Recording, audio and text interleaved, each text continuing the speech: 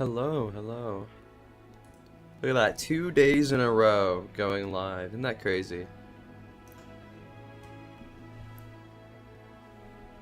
I want to give people a chance to see me tweet about it before I start. I lost my #1 spot in Duolingo. No. This can't be.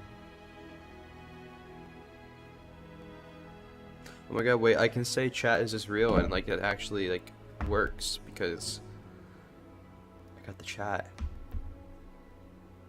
Oh, did you watch the VOD? Nice. Yeah, I wasn't sure how YouTube does VODs, so I wanted to make sure it was actually visible to people. Yesterday's was fun. It was really fun just talking with people about about Vinland in general. Just going back and forth. But I have a specific idea for today. Because I thought it would be fun to rank all the volumes. Which should be interesting because it has been a while since I've read the prologue. And I watched the anime first, so the anime might kind of take precedent in my mind for how I feel about the prologue, but I have the wiki open so I can see which chapters each volume has. So I will go based on that. Just based on my memory, really. We'll probably talk a bit about what's in each volume, and if I'm not being fair to a volume, someone can correct me.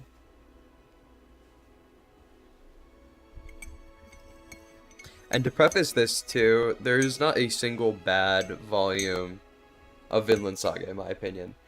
I can only think of, we talked about this last night actually, what the worst chapter is. I can only think of one chapter that I genuinely had like significant problems with, and it was just in the art, and a lot of that art was corrected for the volume release, so it's really not a big deal.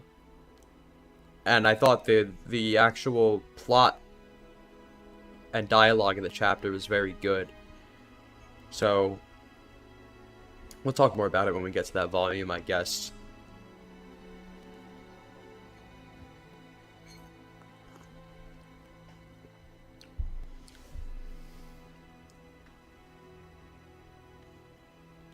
I should probably make like a top 1.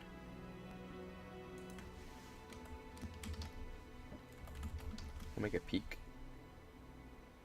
Hello Enrico, how are you doing? We will be ranking Vinland Saga volumes shortly. I'm gonna add peak up there. Oh wait, I accidentally overwrote S tier. Oops. I meant to do this. S, make it red, add a row above. There we go. Volume 28 S tier for a hill cover art alone. Facts. I'll make it like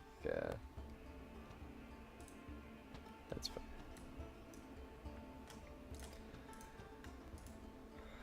Okay, alright. We have a decent amount of people coming in already, so we can probably get started. So I've organized them in order. I'm going off of the Japanese division of volumes, so not English book 1, book 2, book 3. We'll be doing the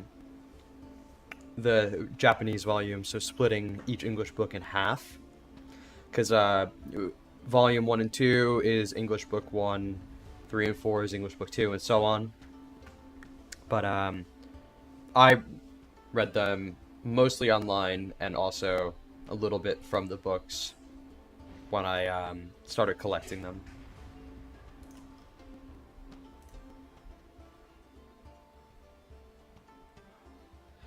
Alright, so let's start with Volume 1, because I've been thinking about this all day since I thought about this idea of where I put volume 1. So I think this story has a strong start. So volume 1 is the first 5 chapters. We have the siege at the fort, and there Thorfinn challenges Askeladd to the first duel at the end of the chapter, and then chapter 2 is when they return to the village, and that's where you have like the really good dialogue about everyone's a slave to something. And then chapter 3 is the start of Thorfinn's flashback. You know, so you have Leif introducing Vinland, and then yeah, after that it's the escaped slave meeting Halfdan, and then chapter 5 is Floki arriving and revealing Thor's past. So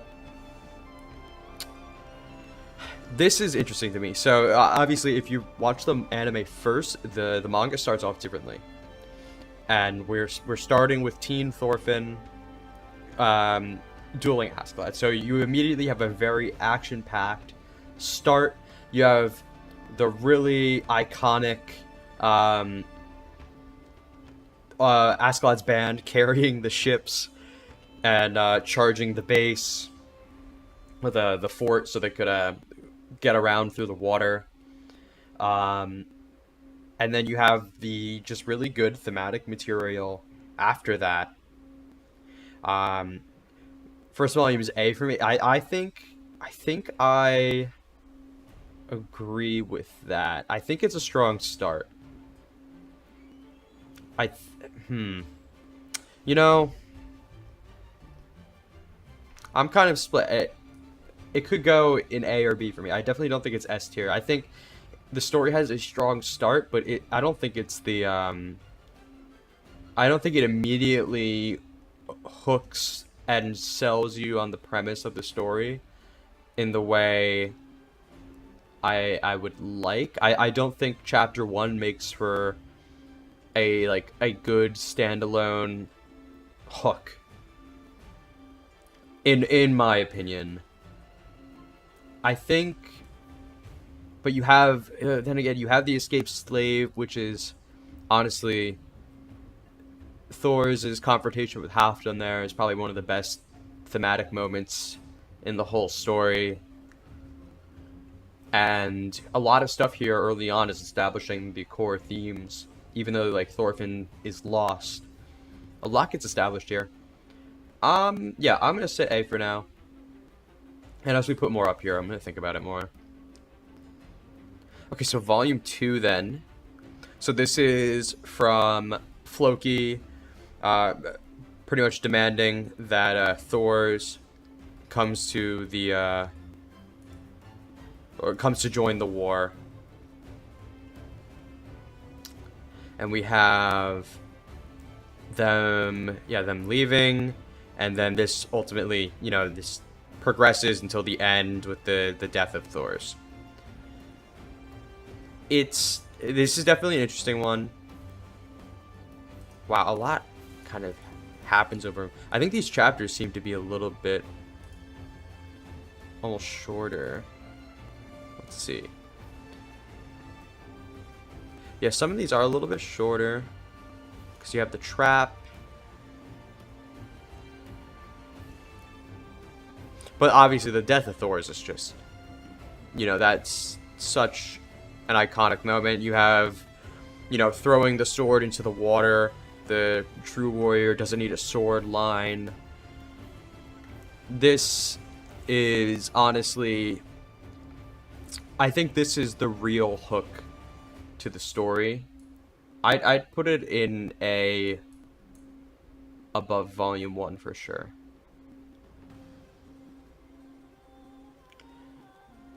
I could consider moving volume 1 down a little bit, but I think volume 2 is a step up. I love all the Thor's stuff here, and I think this is where, you know, the series kind of finally shows its hand, you know? So I'm going to put it there for now. Okay, so Volume 3 is... I honestly, I think this could be... This could be S tier. This could be S tier. So, this is...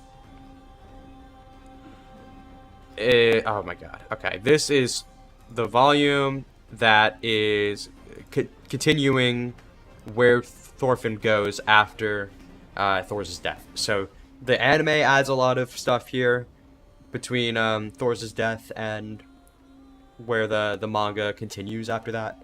So if you're somebody who watched the anime and then read the manga, forget everything about Thorfinn being a kid and having his first kill, killing the wolf, learning how to throw the knives. All of that is skipped. Not skipped. All of that is new for the anime. And then the manga goes from the death of Thor's to Thorfinn in the English village. And I think, as much as I like that kind of filler content a little bit, it's not really filler, you know, it's anime canon, but as much as I like that stuff, the jump from chapter 16 to chapter 17, that big time skip is really good. Because that means the last time we saw Thorfinn, he was a little kid saying he's going to kill Askeladd. And now we're just jumping forward to him washing up in this river. And being picked up by the English woman. And we don't know, you know, how different his life is right now. For all we know, he was tossed off the ship, right? Obviously, we know he's still with Askeladd because the manga starts with him being a warrior in Askeladd's band, but we just don't know what Thorfinn's current state is, and he still looks like a kid here, right? So we don't think of him as being that, like, you know, disgruntled young teen kind of yet. We still see him as a little kid, and having him ultimately choose to sacrifice this village for Askeladd, and having him, I think what puts this one in S tier for me, that one panel, I think it's one of my favorite panels in the manga. It's let me see if I can actually pull it up. It's hard to find. Okay, it's this panel when the Vikings, Askeladd's band, show up to the village, and the villagers are yelling, you know, oh my god, it's the Vikings, and Thorfinn is no longer separate from them. He's part of it. When they're pointing to and calling out the Vikings, they are pointing at Askeladd's band and him equally. And that is such a good moment. That is probably one of the best moments in the prologue until the finale. And then you have Ragnarok and Valhalla. These two chapters are so good. So this is the introduction of Canute, Valhalla, and then Ragnarok is Thorfinn and Askeladd talking on the hill above Askeladd's band as they're, you know, just they're doing their own thing. And oh my god, there's also the Battle of London Bridge, so Thorfinn versus Thorkel. There's so much here. There's so much here. Yeah, no, this volume is an S tier volume. I gotta say, it's S tier. Okay. So volume 4. This one, how do I feel about this one? Oh, this one has Night Attack. God, the prologue is actually really good. The pacing of the prologue is so much better in the manga. I think the early parts of Volume 4 are a bit weak, though. Because this is going from the introduction of Canute.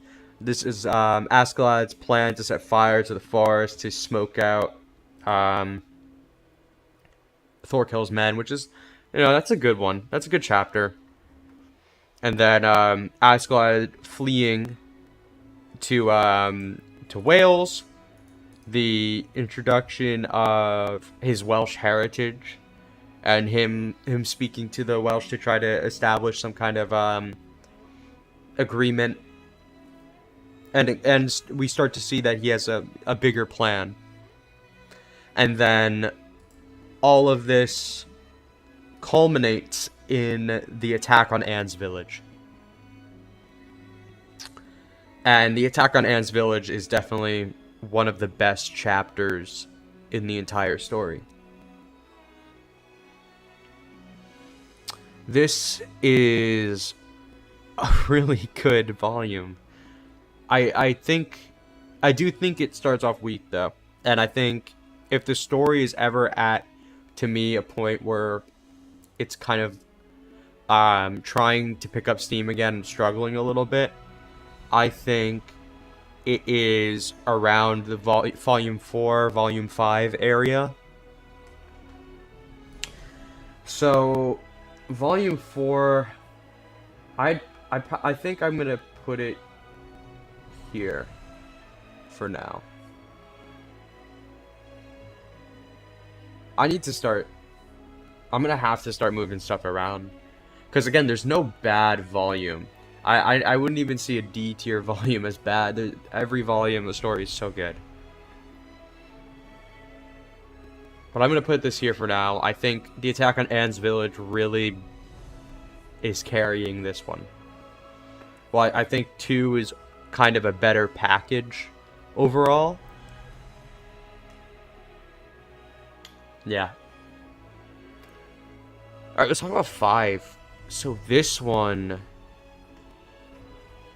There is a long stretch here that is just the fallout of the night attack, including, let's see, is this this would be the death of Ragnar as well. This is where we start to see Canute get disillusioned.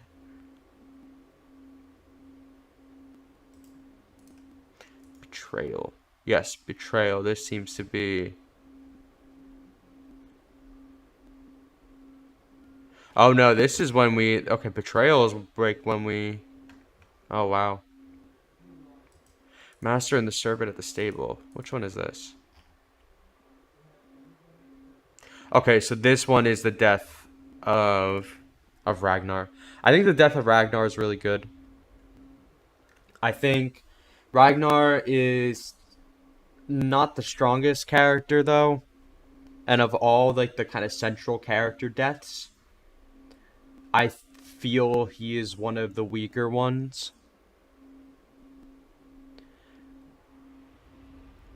Yeah, I think this one has some good moments that are following up on Volume 4, but it's not my favorite volume.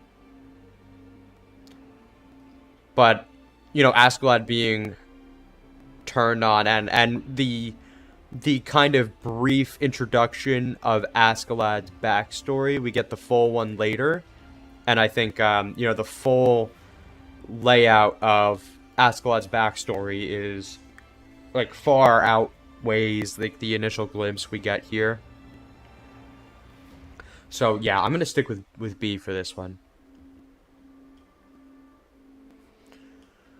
So how does this one end? This one ends with contact. This is Thorfinn challenging Thorkel to the duel.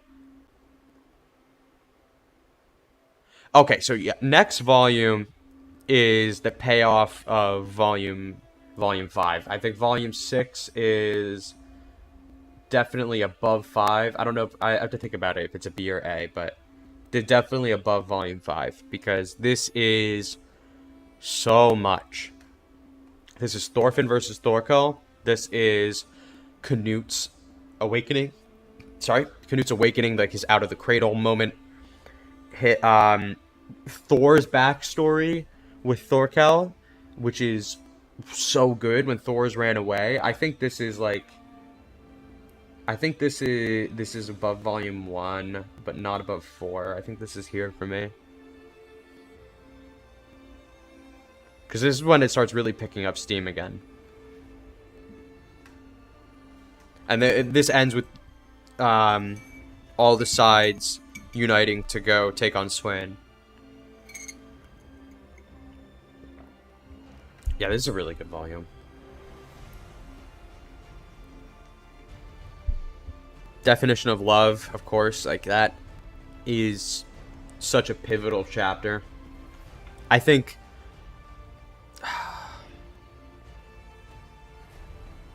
it's hard because I feel like Artorias and all of that stuff getting introduced in Volume 4, culminating in Night Attack, is so good. It's hard for me to put this above. I think the Attack on Ants Village is just so good. It's one of the best chapters. I'm going to leave this for now. I'll probably be coming back to this area. Let's talk about 7. Oh. 7's an S tier. This is returning, meeting Swain, the death of Bjorn. That immediately puts it up there. Askeladd putting Bjorn down. And then into the Thorfinn-Askeladd duel. Into Askeladd's full backstory. This is absolutely S tier. I think... I don't know if it's above 3.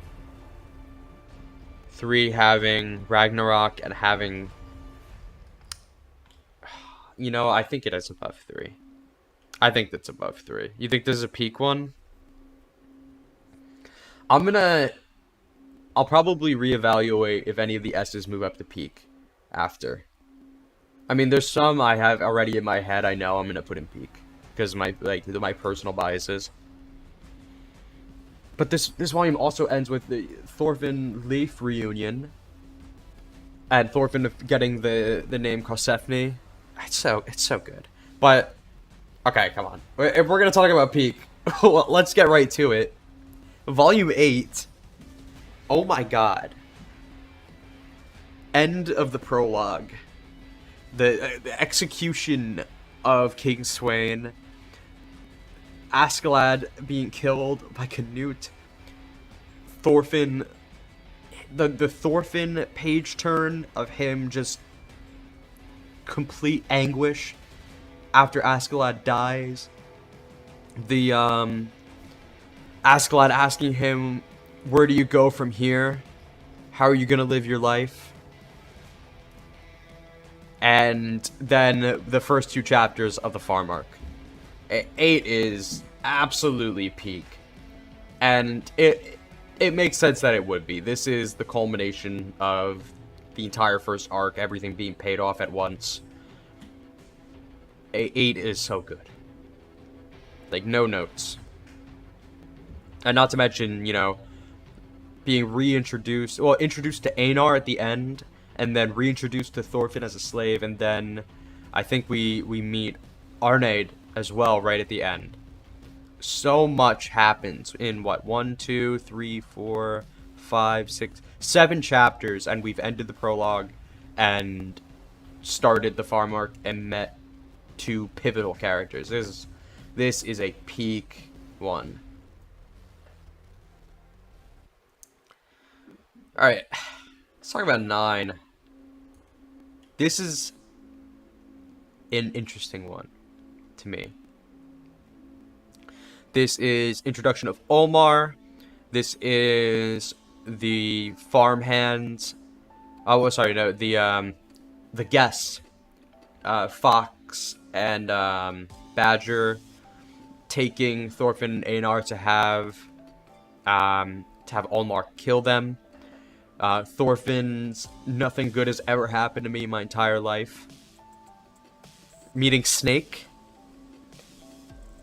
Thorfinn and Einar becoming friends. Canute reintroduction with his claiming, well, his quelling the rebellion in what was it, Mercia, and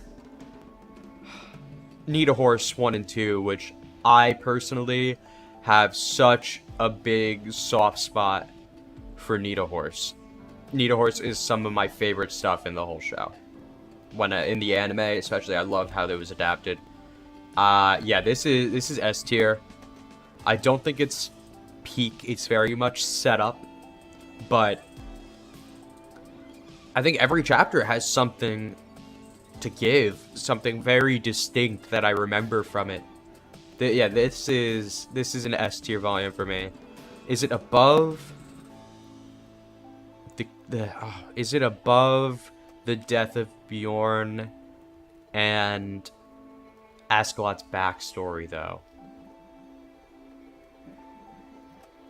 I kind of don't think it is.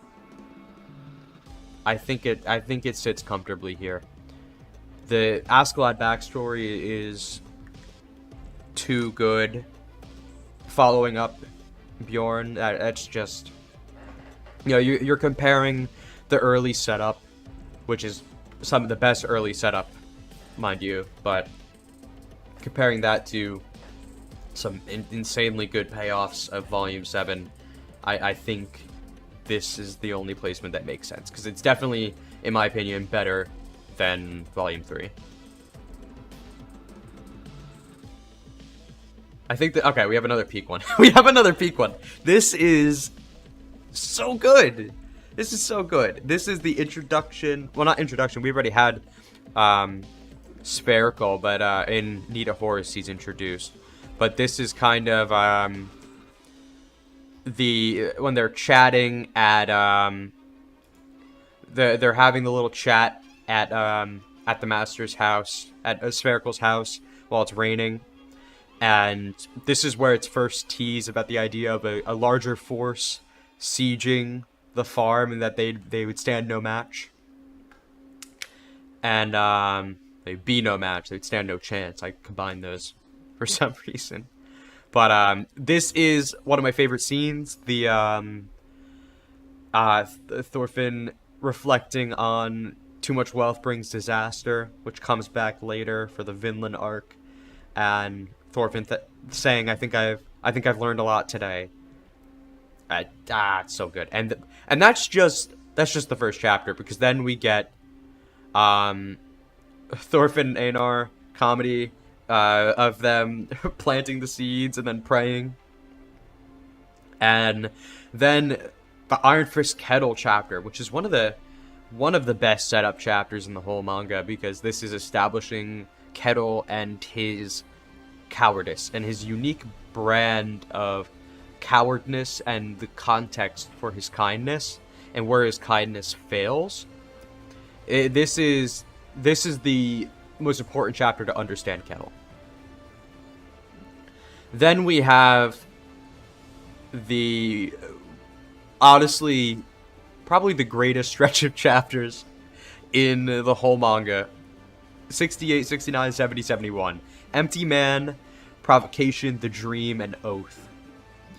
So we're getting Thorfinn saying, "Without hate, I'm empty," and then Spherical, if you're empty, you can fill yourself with anything. Then Thorfinn and Einar finding their crops destroyed, the fight with the farmhands, the Valhalla dream, and then the oath to never use violence again. This is going above 8. I don't know if that is controversial, but this is going above 8. I can't believe how good this volume is. As much as I love the end of the prologue, this is the the first climax of Thorfinn's character arc, and that's just so important.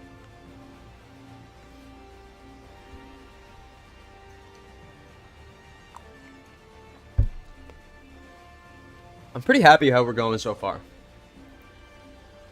The Dream and Oath are probably carrying this, but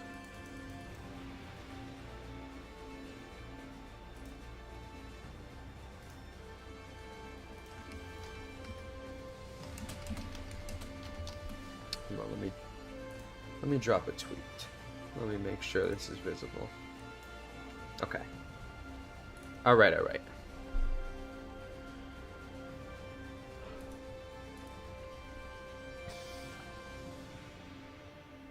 Volume 11, I think, at the time, I would bring Volume 2 in S, Thor's Death Deserves, yeah. Yeah, as we're building this up more, I think I'm inclined to agree with you. Let me look back what's in Volume 2, because this is leading up to the death of Thor's. It is that. I mean, I think the whole volume is a death of Thor's. It's the lead up to that moment, and that is a really good moment.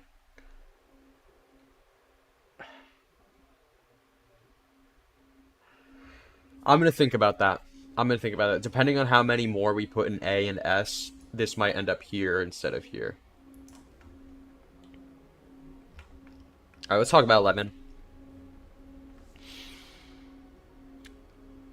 This is interesting. A lot happens in this one, and this is a big difference between the anime and the manga, because this is a mix of Kettle and Canute in oh, where'd they go? I forget it wasn't York.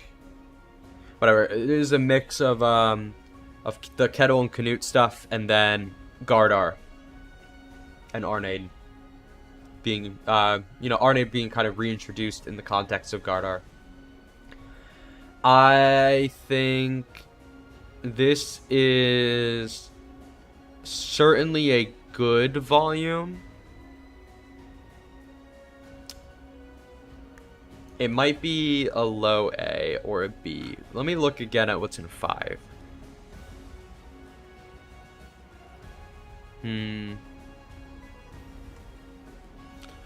Well, I think it's certainly better than 5. It's above 5. But I think below 1. I think Olmar's... Canute's whole thing about, falling for... having King Swain kind of... The head of Swain being his darker urge and the will of the crown. And then Olmar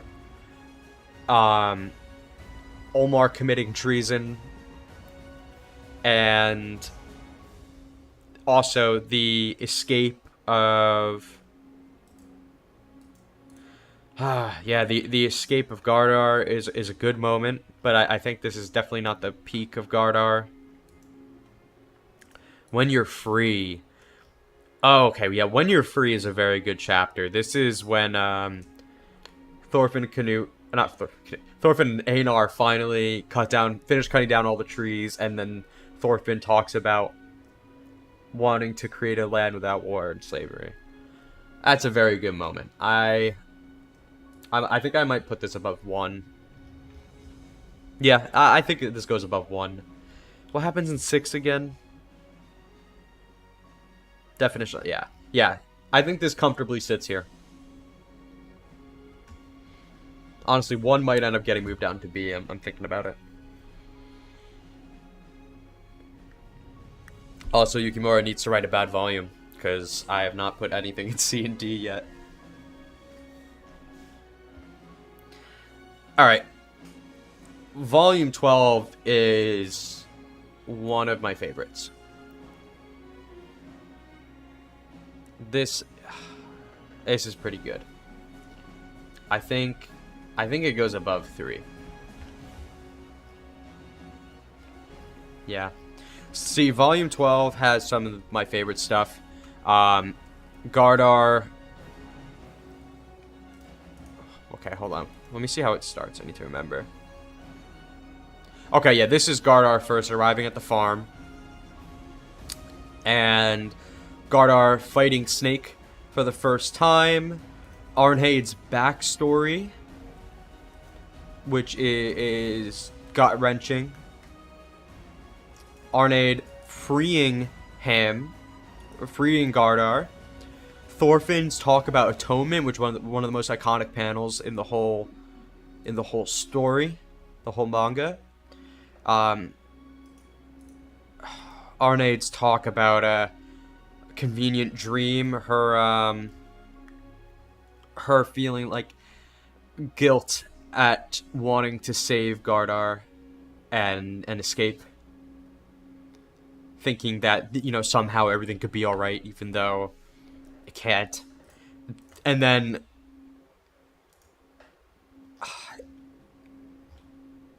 Thorfinn fighting Snake. Oh my god.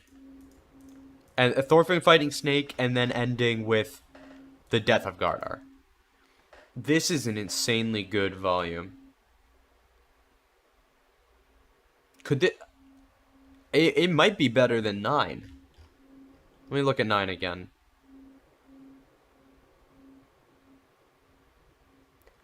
I think it is. I think it's above 9.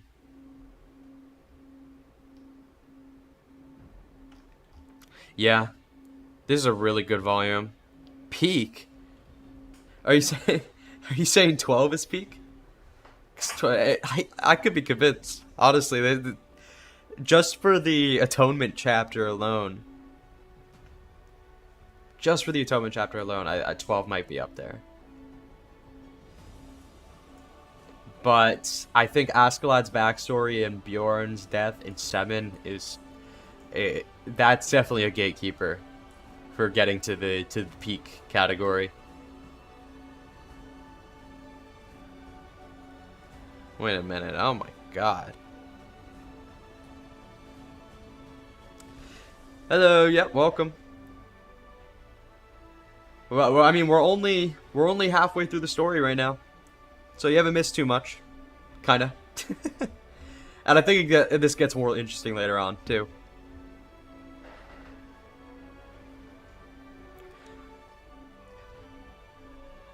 I think Twitter didn't like that I shared the tweet with the link to the stream. Twitter's so annoying because Elon Musk wants to make people pay for verified to get their videos uploaded to Twitter in full and use Twitter as a video platform, even though it sucks for that.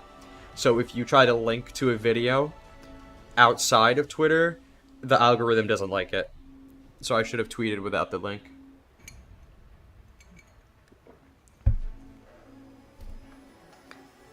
Alright. Volume 13. Dude, this is an insane volume.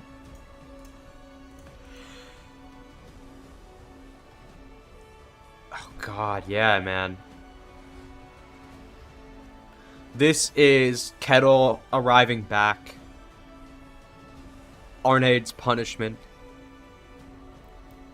Price for a meal from Snake, which is one of my favorite moments. The full battle at Kettle's farm. 100 count. Which one is... Oh, this is the 100 seconds where I think it's like the whole chapter is 100 seconds or something like that. And it's Fox's internal dialogue about how he views death and how the Joms Vikings are so terrifying. And then Arnheid's death and the handshake at the grave. Come on, what a volume. Yep, this has Arnheid's death. Wow, yeah, wow. At the very least, this is top of S, and I'm only not putting it in peak because the next one's peak. The next one is absolutely peak. Probably a... I'll have to think about the order up here. But this is definitely the top of S. Absolutely the top of S. It might end up going up to peak later, depending on how many I have up there. But this is a brilliant volume. Oh my god.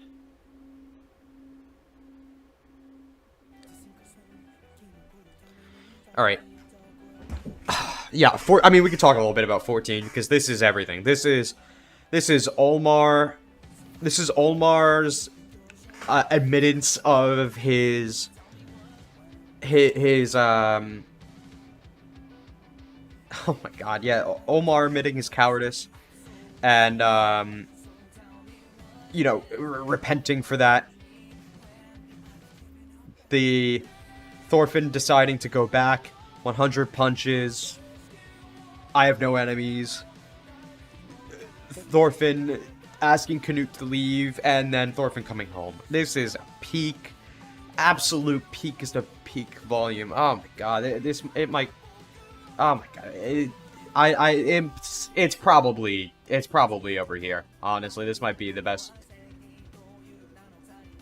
As I love 10, and 8, this one's tough. Almost consider putting at the end of S, which 13. 13 at the end of S? Huh. You think... I mean, that's probably based on my full rankings, right? It's so good. This is too good to put anywhere but here or the top of S. It's so good.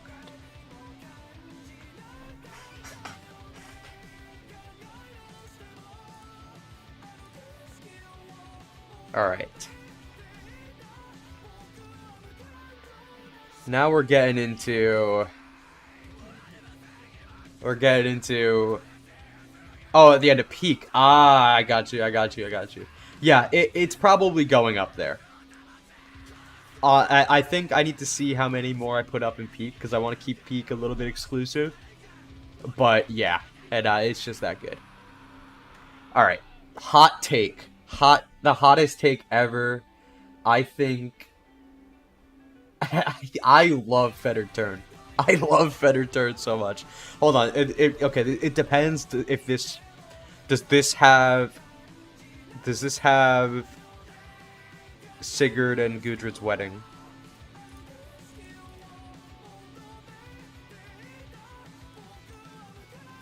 If it has the wedding... Or is that Fettered... Is that 108?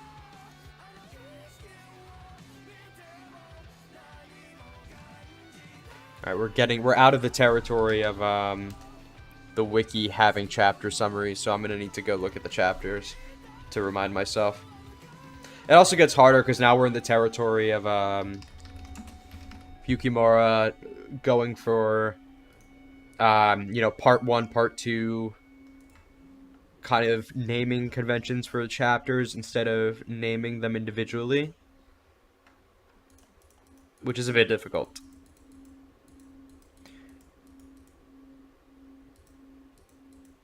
Okay, yeah, so this volume ends with Sigurd and Gudrid's wedding. And I really love Sigurd and Gudrid's wedding. I think Fettered Turn is extremely underrated.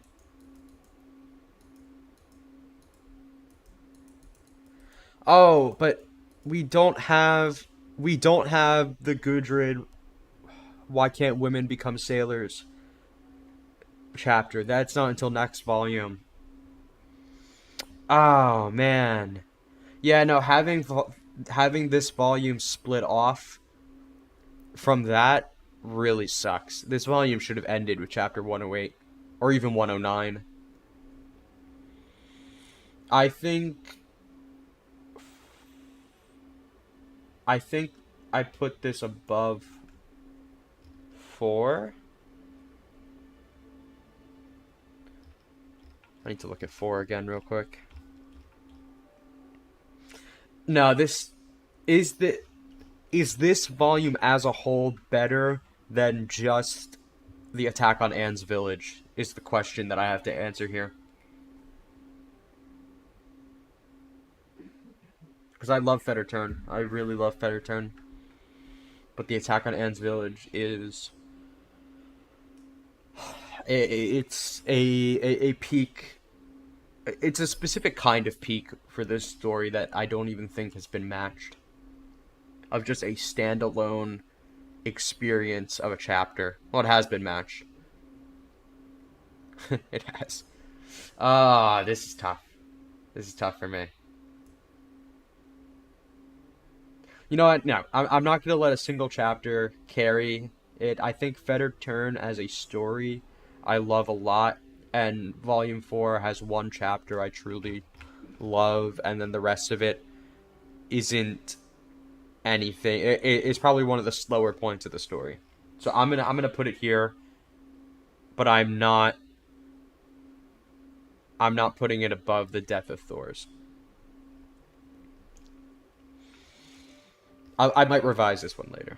But 16 is interesting. This is a very comedy-heavy volume. This is where we really start getting some of that Eastern Expedition comedy hour stuff. It's good. It is a good volume. I probably put it here. This is the end of Fetter Turn, the last two chapters of it. So, Gudrid's "Why Can't Women Be Sailors?" and then her leaving, thanking and apologizing to Tula, which I really love that moment. Then, Thorfinn and co traveling to the Faroe Isles, and that conversation with Einar about Thorfinn, know that no matter what, I'll always understand you. That being, how that has been recontextualized in the story since this point, really carries that moment. And then introduction of Carly, which I really love, the warrior to a warrior, with Carly's actual mother, and then Carly's mama, the dog, as well, who's, best character in the whole manga. I just remembered this is the volume where Bug Eyes is introduced. This might be going up one just for that. It might be going up. What was 6 again? I had to look back real quick. Out of the Cradle? Yeah, alright, whatever. Fine, can't go above that. I think I agree with you. Better than 11? I think I agree. I think just for... And there's also the start of Hunter and the Hunted.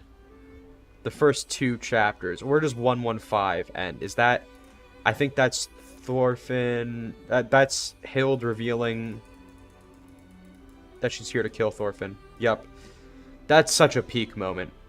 As much as the rest of the Hunter and the Hunted, it's even better.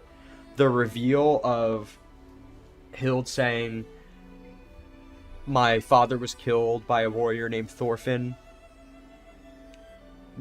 That's so good. And it's also, I think the comedy in this volume is genuinely really good.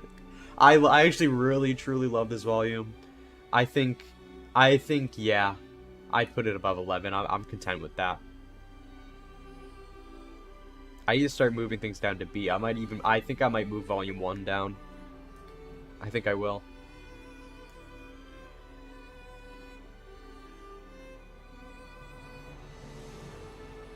Alright. Hunter and the Hunted. Is this a peak volume? Is this a peak volume? It might be a peak volume. At the very least, it's like here. Hunter the Hunted is insanely good.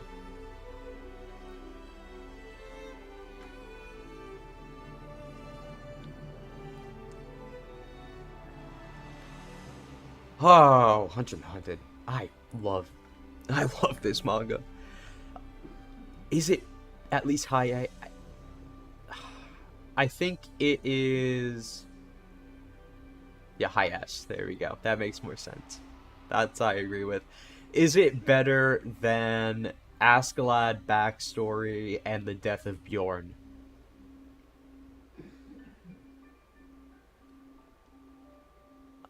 That I think it is. I think it is better than Askeladd backstory and the death of Bjorn. Honestly, I think it is. I'll leave it there for now. I might come back to that. All right. Now we get into some interesting territory. This is some. This is interesting. This is the start of Baltic. I think Baltic has. I love a lot about the start of Baltic, but I think it's definitely one of the weaker starts to an arc. The conversation of Thorfinn and Einar talking about, like, Einar getting mad at Thorfinn for trying to kill himself and saying, like, neither of us can die until we reach Vinland, which is terrifying. And then the reintroduction of Thorkel and Thorkel fighting the bear and them deciding to keep Carly. Sigurd getting captured. Oh, that kind of happens off screen. The start of Baltic is good. Let me see exactly where it stops, this volume. Stops at chapter 129, which is Thorfinn protecting the fisherman, which is very good. The iconic Who's Next panel. And then, oh my god, I actually really love the end of this chapter, where the kid tries to give Thorfinn the little necklace thing, and the fishermen are like afraid of him, and the warriors are like, you can't live among a herd of sheep, at least not within the Baltic Sea. That is a very good moment. And I think the oh, that means this volume also has Thorfinn meeting Floki again, which is crazy. That's pretty crazy. Yeah, Thorfinn meeting Thorkel and Floki again. That is a mad iconic cover. This is one of the better ones. I might do a separate list when we're done, just quickly ranking the covers alone. Most speculation about the third season. When do you think it'll be announced? Definitely, I don't think we're hearing anything until next year. I think if there would have been times to do it. All right, real quick. Let's do a tangent. Let's do a quick tangent. If I go to YouTube and I go to Twin Engine Anime. If I go to the Twin Engine YouTube channel and I go to Vinland Saga. Oops. Vinland Saga Season 2 being produced movie. This was when Season 2 was first announced. Which I remember crying watching this. I watched it on the bus on the way to work. And I was trying not to cry. So this was July 7th, 2021. That was when Season 2 was first actually announced. Vinland Saga episodes.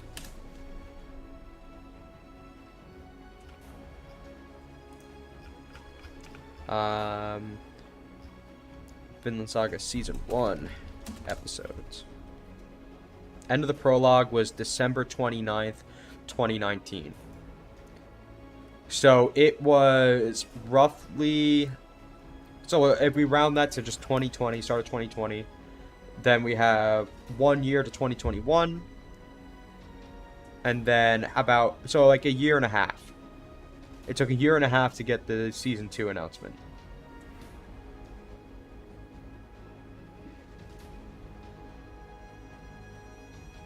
So, considering that it took that long,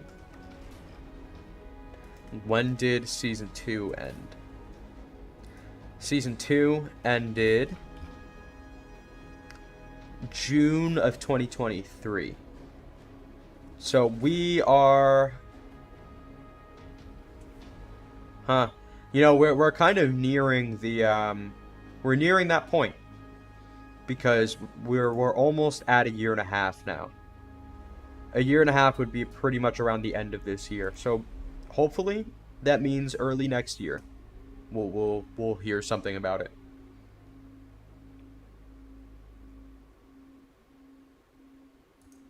All right, tangent over. Let's get back to it. So, thinking about everything we have in Volume 18, the start of Baltic, Thorfinn, and Floki meeting again. We get that glimpse of Floki remembering seeing Thor's and hating the look in his eyes, and culminating with Thorfinn cracking and being forced to fight to defend the fishermen. That is a pretty solid volume. I think it is a. I think it's here.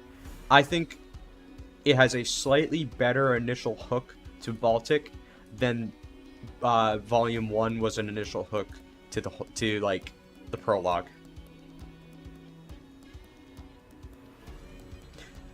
Yeah, I'm used to the 2-in-1s as well.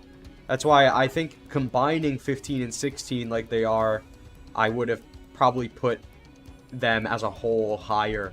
But having them split like that, I think Fed Returns takes a hit by not having that climax. But yeah, I think the start of Baltic is solid, but I don't think it is as good as some of the previous stuff that we talked about.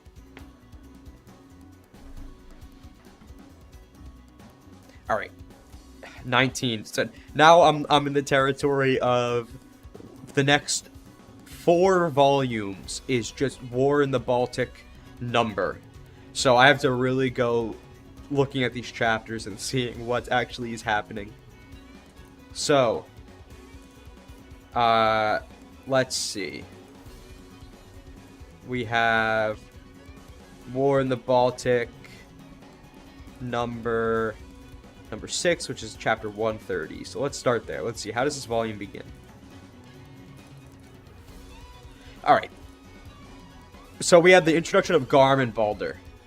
I love Balder. I think Balder's underrated and underappreciated. But I get why people don't like him. But I love my little guy. And Garm is a character that has really grown on me. When I first read, I thought Garm was a big step down compared to other central antagonists. Every arc kind of has an antagonist, but many of the times, Vinland as a story, it gets more complicated than that. Many characters who are technically antagonists to Thorfinn are not really antagonistic as a whole. Like Askeladd really isn't antagonistic for most of the prologue. He's kind of a protagonist for the latter half of it. And then Canute is in the same way. He is kind of an antagonist to Thorfinn, but he's also his own protagonist on his side of the arc. So Garm felt like a step down to me. But I have come to really like him. The one panel with Thorfinn becomes... I know, that is a peak. We'll get to that. We'll get to that volume. Alright. I think introduction of Garm is pretty good. The Sigurd stuff in this volume is hilarious. This is Sigurd getting captured as a slave and fangirling over Thorkel, which is peak comedy. I become a Baltic Sea War truther. Honestly, facts. Honestly, facts. I truly love Baltic Sea War. Enrico, alright. Thanks for stopping in. The VOD should be up on the channel afterwards if you want to see the rest. Thanks for being so active in the chat. It's been fun. Your takes are good. Yeah, I've really come to enjoy Baltic Sea War as a whole, all the lighthearted stuff. Because considering where the story is now and how heartbreaking every chapter is, it's nice to have a time I can go back to where the story was just trying to be fun. And that's what Baltic is. Baltic still has that emotional hook, but it is And it still has some serious stuff, but it wants to be fun. It wants to be a good, just a damn good time. And Baltic is good at that. Okay, but Volume 19, this is the introduction of Vaughn and the Thorfinn learning about Floki's plot and Atli coming back. And oh my god, this volume has the iconic, even though I wish I could become a stronger person, a kinder person. Okay, hold on. This volume is way better than I remember. Hold on. I can't believe what's in here. Avenge your father's death, Thorfinn. Thorkel showing up to kill Vaughn. This probably also has the assassination of Vaughn, right? This. Oh man. Yep, Garm versus Vaughn. Oh my god. And then this has Thorfinn fighting Garm for the first time, and Thorfinn's not able to run from him. The reveal of Garm's funny spear. One of my favorite Thorfinn panels here too. Vaughn's Viking funeral. His funeral being done, like his, you know, they put the boat out and set it on fire with the body, and it turns out it's Sigurd's boat. This volume's so good, dude. And then 136 is this. Okay, not the strongest end to the volume, though. I mean, okay, this is Bug Eyes versus Garm. Bug Eyes versus Garm is so funny. This is the funniest volume in the whole story. 100%, this is where the comedy is at its peak. Oh my god, wait. Okay, guys, this is the volume that has Dogland Saga in it. This is the Dogland Saga volume. This is so good. This is so funny. Okay, it's not. I'm not putting it in peak. I'm not putting it in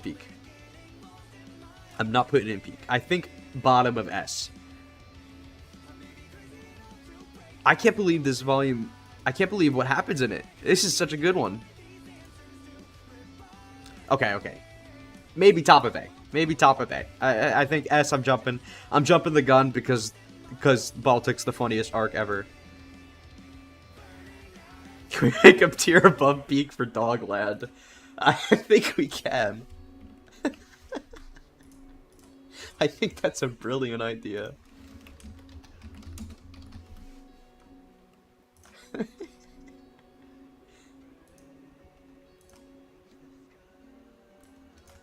There we go. I'll put it in a real spot later. I'm gonna leave that for now. This is a good volume though. If I was rating the funniest Vinland Saga volumes, which is a terrible rating scale, this would be at the top. This volume's so good. Okay. Alright. Volume 20. How do we start this? Okay, I love the first chapter of Volume 20. This is one of my favorite chapters in the whole story. This is Canute going on the wolf hunt, where we kind of learn what Canute is doing in this arc and how the conflict in the Baltic Sea was kind of orchestrated by him, and then Thorkel, you know, catching on to this and threatening Wolf just to drop him down because he can't help himself and he just wants a good battle. I love this chapter. It is one of my favorites. I did a whole video on it for we did a big collaboration with a bunch of Vinland YouTubers where we talked about a chapter that stood out to us and did a whole video on it. This is the one I talked about. It is a good one. Is it enough to carry the rest of the volume, though? Let's see. Because Baltic Sea Horse, long. Alright, so what do we have next? We have Garm getting locked up in the same prison as Gudrid and Einar. That's kind of a middling chapter. We have Thorfinn and Hild returning to Bug Eyes, and Bug Eyes, you know, crying, well, getting mad at Thorfinn for complaining about having to be violent in order to save Leif, to save Gudrid, to save Einar. It is a really good moment, and Thorfinn resolving to go to Jomsburg. It's a good one. Then what is next? Sigurd getting noticed by Thorkel. Sigurd, he's gonna go to battle. Floki giving Garm as a present, and then Floki versus Garm versus Thorkel kind of starts. There's a lot of chapters here that I think I would hate to read monthly. You know, like go and look at the chapters for Volume 20. This was probably a grueling monthly experience. So these chapters have some good fun stuff, but they are just progressing the plot. You know, that's definitely when Vinland's at its weakest to me, when each chapter is just an iteration on the next without really having a significant impact on its own. So far, not my favorite volume. Let's see. Well, we're only... Oh, we're actually a ways into the volume. We're over halfway through the volume, and I don't think there's been a crazy good chapter yet. Balder saving Leif, Gudrid, and Einar. Garm versus Thorkel being kind of off screen, even though we have a couple, like 2 pretty good pages of it. I hope the anime does a little bit more there. And then ends in a draw. Garm's next time, make sure to kill me. So it's a weak one. It's pretty weak so far. 142. Okay, this is one of Baltic's strongest points is the cold opens it does to the chapters, where we just kind of see a little glimpse at something happening during the war. And this is the guy marching into war with his father, and his father's talking about how, like, he's so happy to have a grandchild, and then he gets obliterated by the catapult. Some really good art here.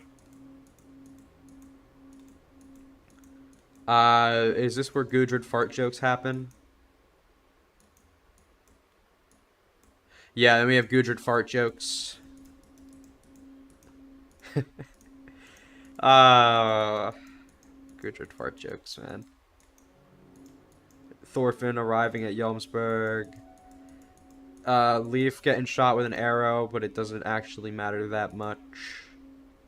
Okay, 144. There's the last chapter. This is Thorfinn arriving and saying he's gonna... Yeah, this is the weakest one yet. This is the weakest one yet. This might be even... If I'm gonna put anything in C tier, it's probably this one. This is a pretty weak volume. And I think this would have been the most painful stretch of chapters to read monthly.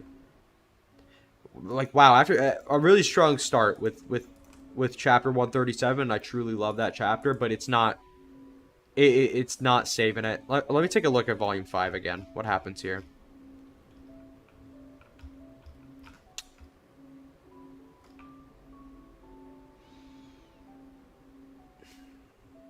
This really is any of this. It is the start of this volume with that Canute chapter. Is that better than the death of Ragnar? And I don't think it is. Well, I mean, I think it is, but I don't think it saves the rest of the volume. This is the weakest volume. I don't think anything's going below this. It was disappointing going through these. I was really more hopeful about this volume. It might have my favorite Gudrid panel, though. Is this where I got my profile picture? I think it is.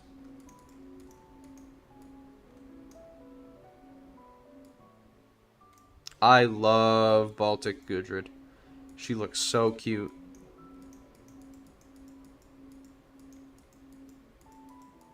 Yeah, I mean I like some of the little moments of the war, but this yeah is a weaker one. All right, let's go to the next one. 21. All right, this chapter, the first chapter of this has the two guys who are talking about where your soul is. Is it in the body or the head? And then that's the cold open. And then we have the plan to sneak back into the fort, where Sigurd follows them. Good start. I like that volume. Oh, not volume. I like that chapter. Then Thorfinn climbing back up the well with Hild and entering Jomsburg.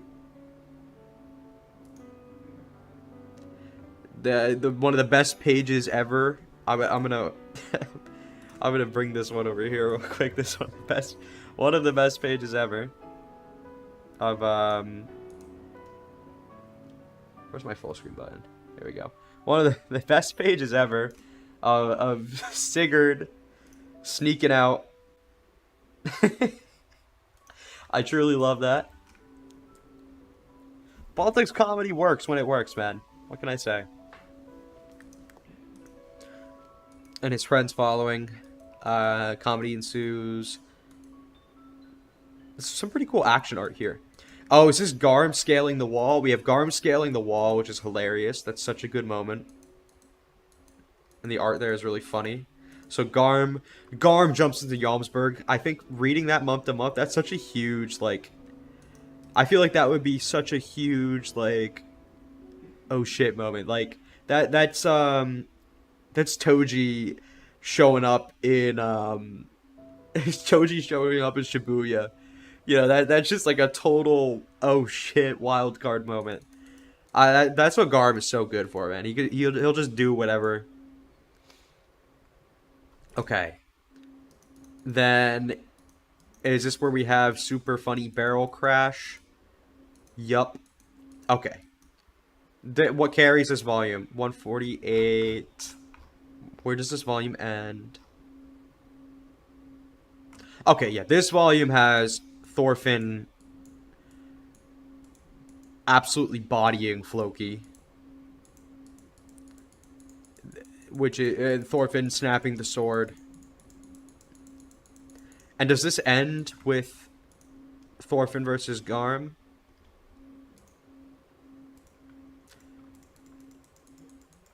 Okay, Thorfinn versus Garm starts right as the end of the volume happens. 152. Okay, yeah, so this volume really is just... This is the Floki-Thorfinn confrontation. Has some good moments too. I really love Gudrid calling Sigurd a petty man. That's funny. Thorfinn taking Baldur hostage is good. Funny barrel crash. Yeah, I mean this is if this had the full Thorfinn versus Garm, this would be much better. So I think I put this. Is it better than the start of Baltic? I think here. I think, yeah, Thorfinn snapping the sword is such a good moment, but does it actually... Does it go over the rest of these? And I don't know if it does.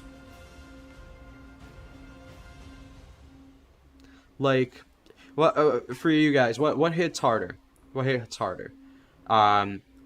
Olmar killing that guy and the Kettle family being marked as traitors as like the big conflict eruption in the farm arc, or Thorfinn snapping the sword?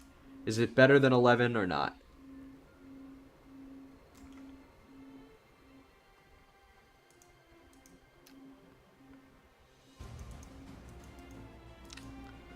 It's hard for me to say.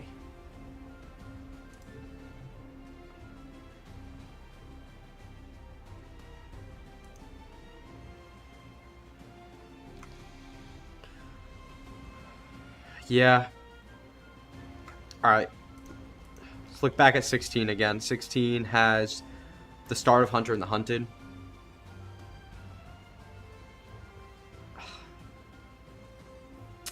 16's good. 16's good. I feel like that this volume is so reliant on the kind of fun of Baltic leading up to Floki.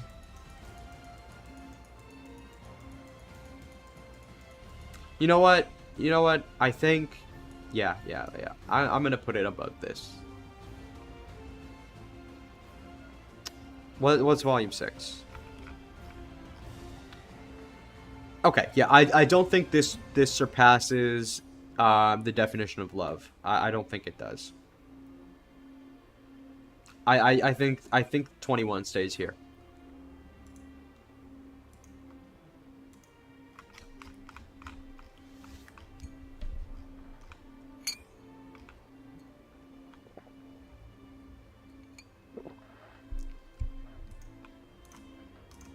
All right. Let's see now. 153. 153 starts the next volume. So this is the end of the Baltic Siege. Thorfinn fighting Garm. Okay, hold on. This volume has the Valhalla is not real chapter. That alone might put it in S for me. Very bottom of it, but S. That chapter is so good. Then we have the amazing double page spread I Love War for Thorkel in there. And then Thorfinn versus Garm. Thorfinn throwing the dagger down, taunting Garm, and doing the Askeladd headbutt. Crazy good moment. Garm's short little backstory. It's nothing special, but it does what it needs to do. Garm saying we're already friends. And then, okay, after that, this is where things just get ridiculous. And honestly, ridiculous enough that it might bring it down here. It might bring it down here. Because this is where you have the Shining reference with the Here's Thorkel. You have Ymir. You have Baldur going to kill himself right after Ymir shows up, which is an insane juxtaposition there. Just that tonal whiplash. And then the end of Baltic. Oh, wait a minute. How does this one end? Oh, this has Jomsviking Chief Thorfinn, and then the Grave of Thors. At Gudrid's confession.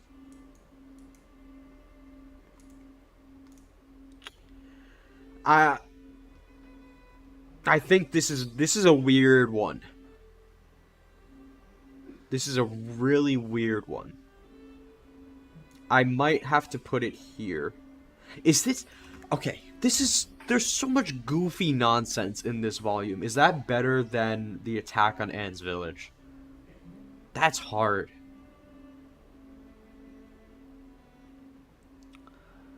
Oh, this is difficult. S tier.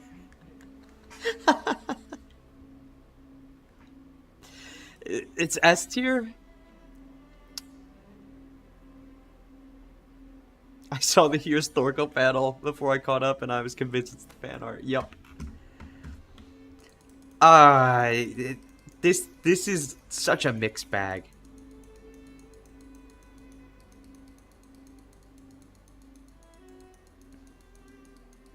I don't want the anime to like cut Ymir or anything.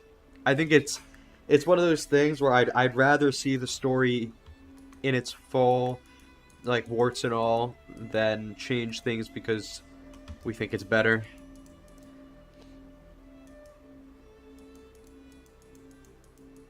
And I've seen people have some good interpretations of Ymir, that it's just the peak of how stupid and absurd this war is.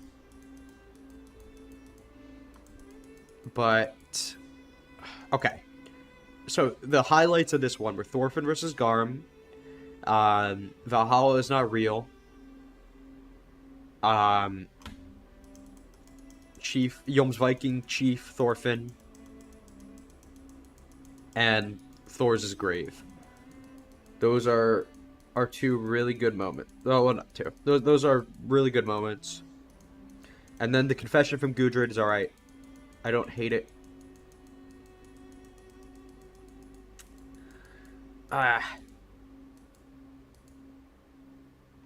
It's really just wrapping up. I think... Does this beat the death of Thor's? I don't think so. Honestly, I feel like I like Fettered Turn more.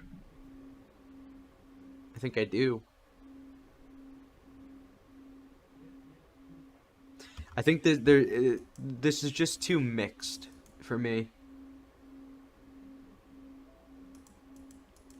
And if the one chapter of Volume 4 is carrying it, then I think 22 is a little bit more going for it. As much as Night Raid, Night Attack, whatever it's called, is one of the best.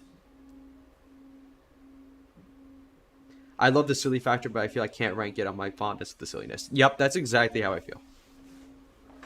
That's exactly how I feel. Because I think I get... It's fun to talk about the silliness, because I truly do love it.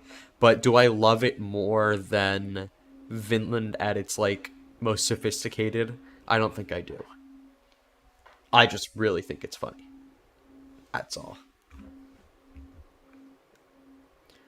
So yeah, that's the end. It's pretty much the end of Baltic, and now we get the Sigurd epilogue in Volume 23.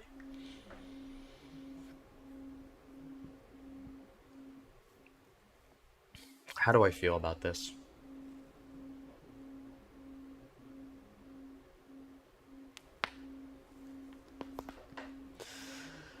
I love Sigurd's entire arc so much. I think this is an S tier volume for me. Sigurd's entire epilogue, and then Thorfinn and Gudrid's wedding. How do you put that out of S? I don't know. Maybe I might be biased towards Siggy. I think I think this is S tier for me. It just has everything I truly love about Sigurd, and the highlights of Baltic for me. Of like the highlights of the tone of Baltic, of why I appreciate Baltic so much. I think this is kind of a capstone on that. Is it better than Volume 3? So Volume 3, what I loved about it was the Ragnarok chapter, Battle of London Bridge, Thorfinn betraying the mother and the daughter in the English village, and not instigating, but, you know, leading the way for that attack. Those are some thematically rich chapters that are still relevant today. So, yeah, I think I'm going to leave it here. I truly love the Siggy stuff. And the wedding. A lot.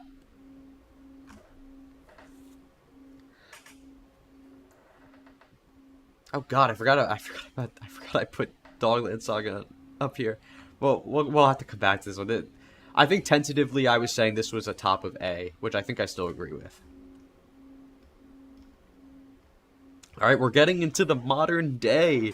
Volume 24 is where the manga was when I first caught up. So everything we've covered up till now has been part of my long binge after finishing season 1 of the anime. So now we're getting into Sailing West. Or I guess the official translation for that is Voyage to the West. Hold on, let me take a drink of water. This is interesting, because I feel like people didn't quite appreciate these chapters when they were coming out. Obviously, everyone just wanted to get to Vinland. So almost volume and a half. Well, let's see exactly where it ends. Chapter 175 is the end of this volume. And that is Thorfinn's new hairstyle, and we depart. So yeah, this is the entire Iceland stuff from the end of the wedding, and I truly love and appreciate these chapters. They set up so much, but do I love these chapters specifically, or do I just appreciate the context they brought to, well, the way they were recontextualized by later chapters? You know, I enjoyed reading these monthly. I thought this was still peak. Let's click through it a bit, because we had the introduction of Cordelia. We have Thorfinn explaining the Vinland plan. We have the introduction of Ivar, Sturk, and Gunglati. We have... Okay, here's the Cordelia backstory. Is solid stuff. The moment of Leaf calling Thorfinn his son. That's next volume. Yeah, we can't even rely on that, because that's next volume.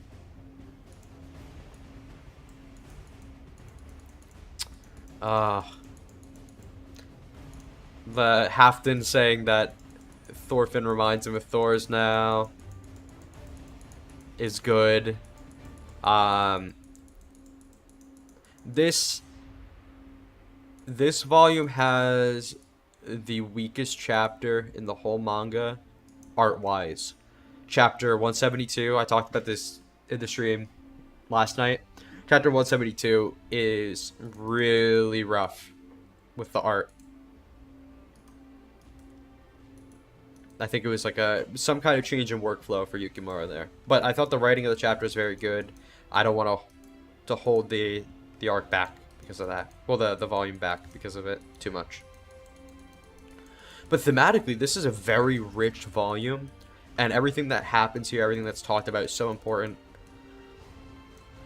All the people detracting from Thorfinn's plan, and then Sigurd's homecoming. And then they leave. Yeah, alright. This is a good volume. I think it is a better hook to the Vinland arc than 18 is a hook to Baltic.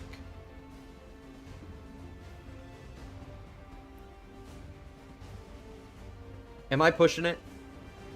I might be pushing it. Oh, I might be pushing it.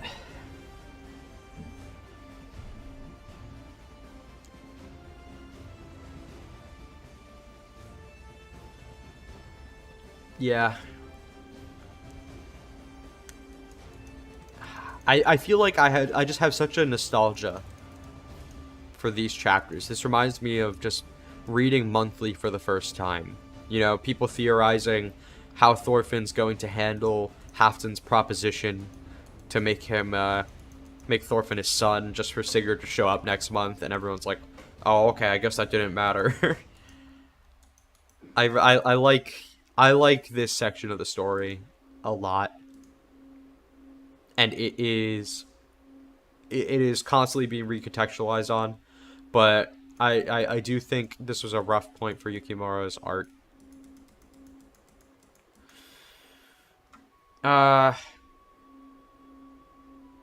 Okay. The start of Baltic. Yeah, you know what? I'm gonna leave it here for now. I like volume 24. Alright, volume 25. This stuff is really good. This is it's been 20 years, you know, Leif calling Thorfinn his son, and Thorfinn remembering Thor's and Askeladd. The one sailing chapter where Bug-Eye sees Jormungandr, which I loved.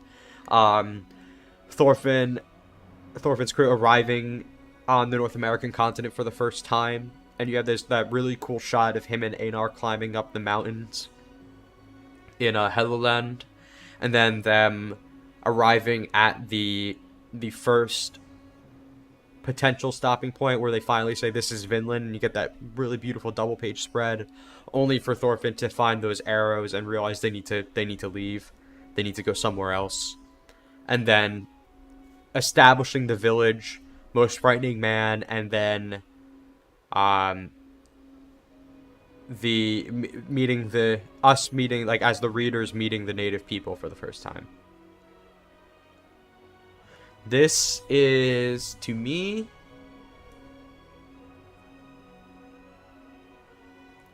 here. Only because I mean the establishment chapters are like my favorite. I mean, I'm just gonna get right to it. This is peak. 26 is peak. I group 25 and 26 in my head because of the English 2-in-1s. But 25 still has some really good stuff. 25, is it better than, let me check 12, because 12 was the Atonement chapter, the Death of Gardar, the,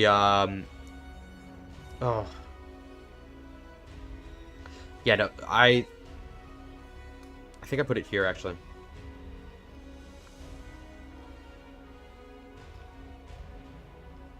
Do I? Let me go back. No. I'm grouping it too much at 26. I'm grouping it too much. Let's go here. I think comfortably we're sitting here. Okay, yeah, 26. I mean, let's just gush about it real quick. This is my favorite volume.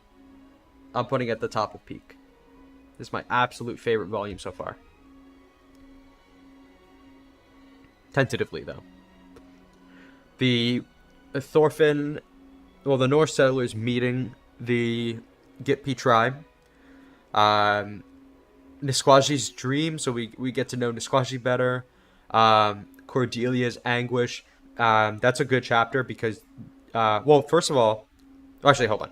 Cordelia's anguish. I like this chapter because, one, it's setting up the whole Cordelia potential corruption of Cordelia's, softness and innocence. Because Stark and Ivar are trying to convince her she has a responsibility to be a certain way, which is, building onto what we're seeing with Cordelia currently. You have Cordelia's. This chapter also has a really cute ending. This is the chapter where Carly is complaining about how he argues with the other kids about who gets to play on the swing, and then Thorfinn's like, well, then Carly's like, I'm all lonely sitting on the swing, and Thorfinn's like pushing him like, you can go, why don't you go apologize? And then Carly's like, oh, you should apologize too, Daddy. To like, but it's so good, so good. And when Thorfinn's like, well, since when did you have a lisp? While he's walking away. It's so good. I love that chapter. Nisquaji's Expedition, chapter 187. This is the first chapter I reviewed. I love this chapter because I thought it had everything to give context to where the conflict's going to come from, and everything I said in that video has paid off so far. I was absolutely cooking, and that's why I made that review. I love that chapter. This is when Nisquaji's walking through the village and gets scared by Ivar and all that. Okay, now, 188, Hild and the God of the Forest. Oh my god. Hild, that was long ago. For why she didn't kill the bear. Then, 189, Misekbeque's ritual. What? Nuclear bomb in my Vinland Saga? What? Oh my god. Chapter 190, we're seeing Canute again. We get a little glimpse of Canute. We get some commentary on the fatalistic outlook and why that Why just, giving into the nihilism of prophecy makes life, less fulfilling as a direct response to what we see in 189. And then 191, Hild forgives Thorfinn. Peak. This is my favorite volume so far.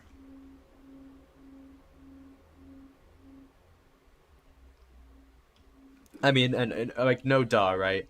The fact that we have end of the prologue, oath, no enemies, and Hild forgiving Thorfinn. Of course, these are peak ones.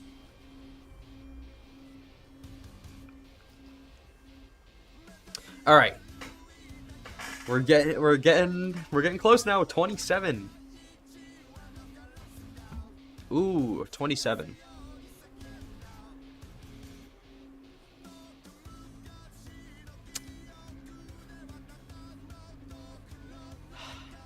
I love volume 27. I truly love. This is where Thousand Year Voyage starts. This is just so good. This has the Markland mystery being set up. This has the start of division, kind of, with the fort being built. This has the thing where Ivar chops off Misekiko's hand. This has... Yeah, let's check where 27 ends. I was just about to do that. So 27 ends with chapter 201, which is the reveal of the disease, where we see what happened to Markland. So that kind of bookends this volume pretty nicely, actually. You have the start of the volume, 192 introduces the Markland mystery, and then 201 explains it. We have Hild threatening Ivar, which I was a really good section of the story.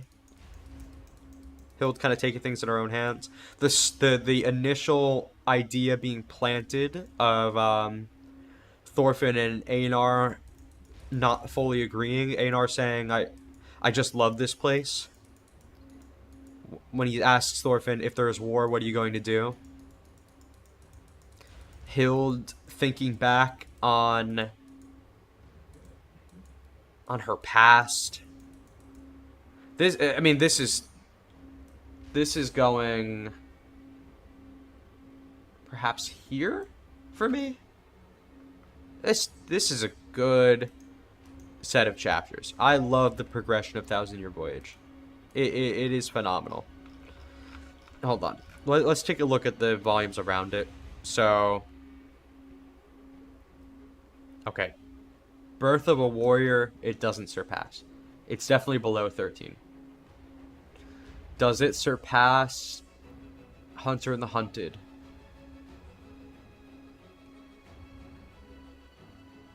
I don't know.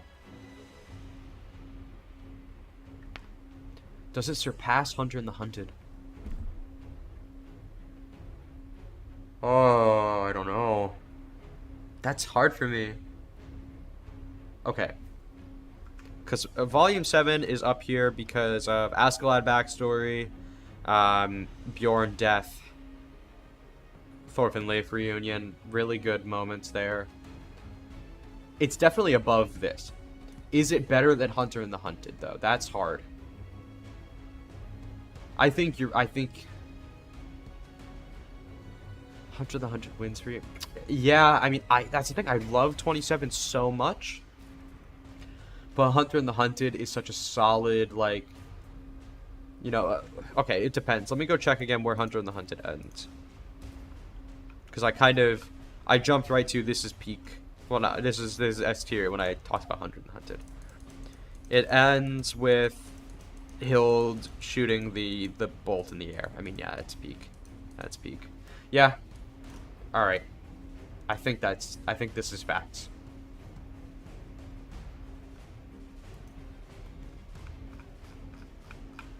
Because the start of Thousand Year Voyage is very good. That's for sure. It's not the... It's rebuilding again after kind of 191 peaks it. It needs to build itself up a little bit more again. But Cordelia revealing that that Ivar has the sword is such a good moment. I remember gasping when that happened. The drama and character writing leading up to Misaku's hand getting chopped off is amazing.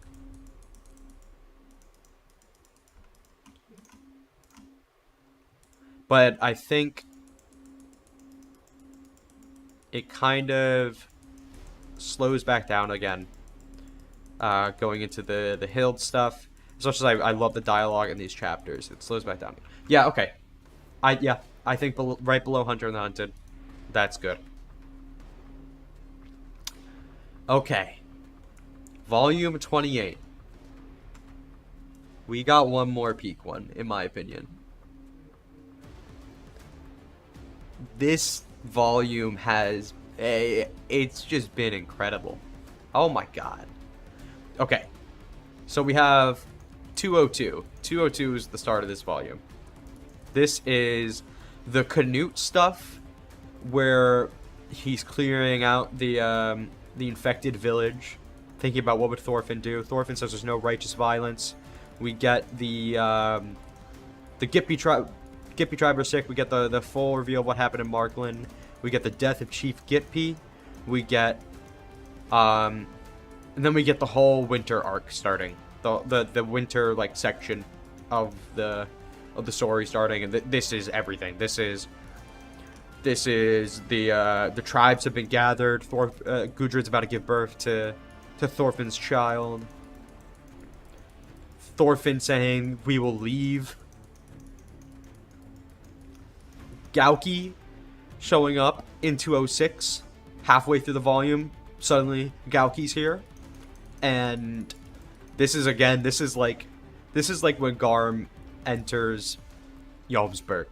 This is such a just crazy oh shit moment, because things are getting way more messy, way more chaotic out of nowhere. And then we have war officially starting. Thorfinn takes the arrow to the chest. Wow. We have Cordelia, birth of the new you, and then we have Gauki steals the sword and chops off Ivar's hand. And yes, the Einar stuff too. Oh my god. Okay. But this volume ends with chapter 209, with Gauki claiming the sword. The last panel is Gauki raising the sword up with the flames behind him, and he's laughing. So, this volume does not include chapter 210, where Thorfinn and Hild are fighting in the forest, and Thorfinn passes out and thinks about how the experiment has failed. If that chapter was part of this volume, I think it would go above Oath for me. But that is not the case. I think it's better than the end of the prologue, though. Is that right? No. No, it's not. No, the end of the prologue is just too good. I think it's the bottom of peak, because volume 29 I think is going to be in peak and even higher than the rest of these.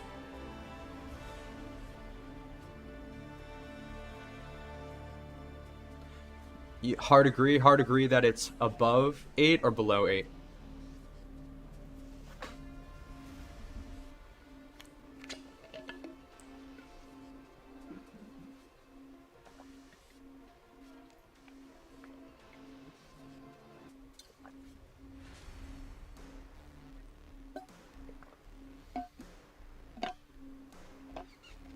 Was I too nice to Volume 3? I don't think so. I would trust my gut there. And the prologue's incredible. Maybe it's recent. Yeah, right? I think it's kind of above. If it had 210 in it, it absolutely would go above.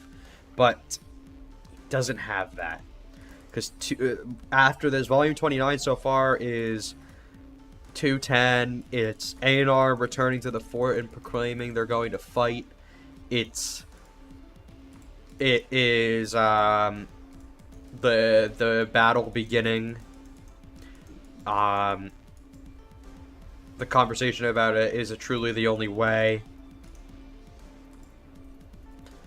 Polmuk being a Giga Chad, A&R almost killing the guy and having the conversation with Bug Eyes on the wall, and then the death of Ivar. Volume 29 is going to be so high up there, but I think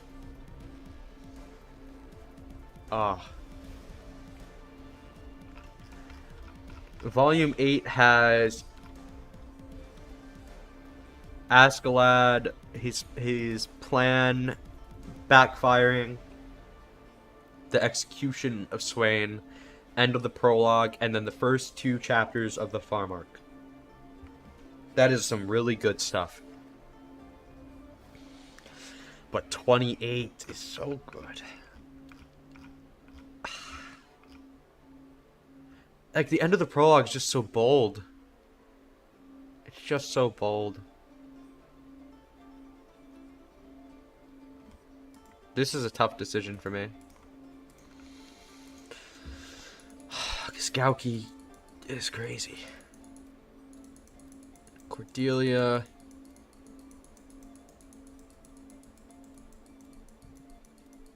Yeah, no, it not having 210 just keeps it slightly below for me. But, oh my god, no, Thorfinn's saying that we'll leave. Yeah, we will leave Vinland is so insane.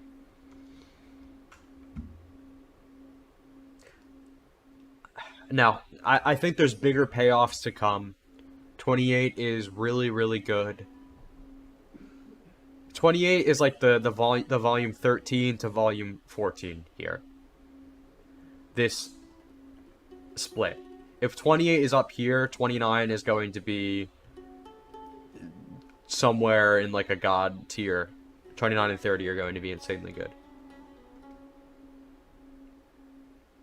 Yeah, I know exactly. Everyone's convincing me right now.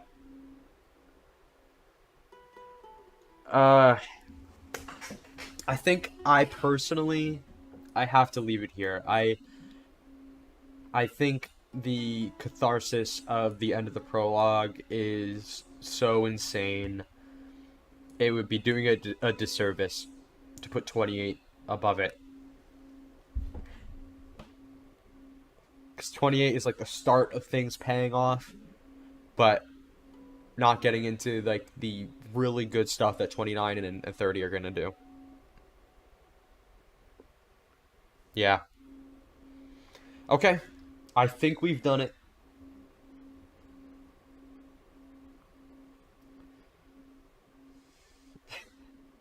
Alright, where am I putting Dogland Saga tier? Is Dogland Saga tier right here? No, I mean right here, right here, right here. I think this is my ranking.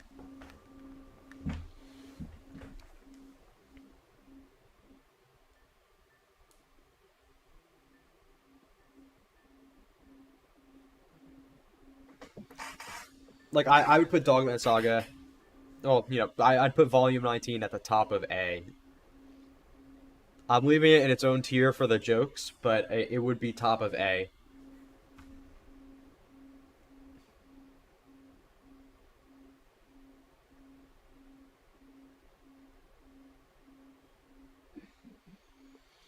Yeah, I think we've done it.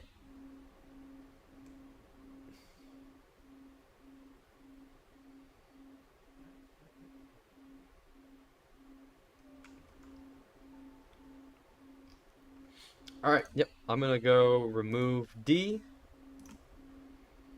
And I'm going to save.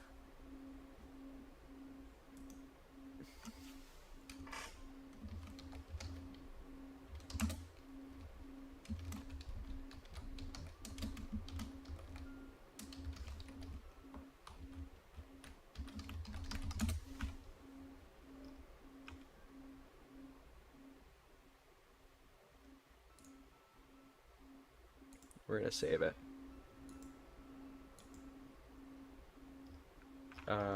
Do I need to put a description? Peak. And maybe it just saved. All right, whatever. Yeah, I think we've done it. Yeah, so volume 29 so far, I think we're just over halfway through. So the next 3 we're in for a big volume ender, I think. Why did it refresh like that? It's because I saved it.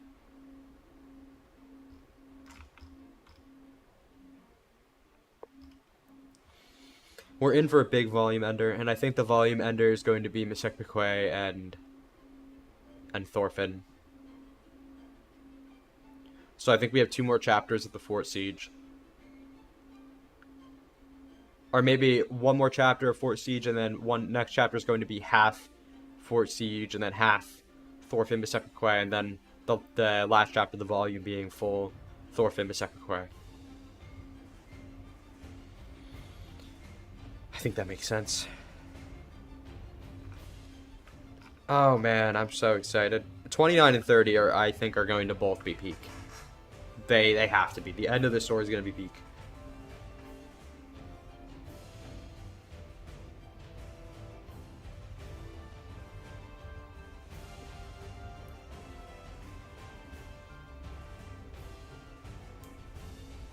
I really put Sigurd's epilogue this high. That's crazy. Because it's facts, though. It is facts. Not looking good emotion-wise, writing-wise, it's going to be peak. Exactly. Yep, it's going to break my heart. I think we won't see... I think we won't see any more character deaths. Like, main character deaths until Volume 30. I think the end of that's gonna be big. It would be crazy if 29 does end with another character death, though. I can't believe Ivar's gone, man. I'm still in shock that Ivar's gone. Makes me so sad. He was just a fucking kid.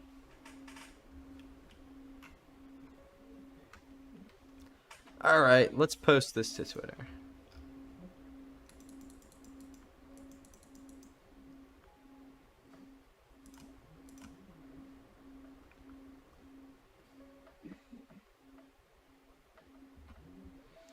Downloads, Vinland, volumes, tier list.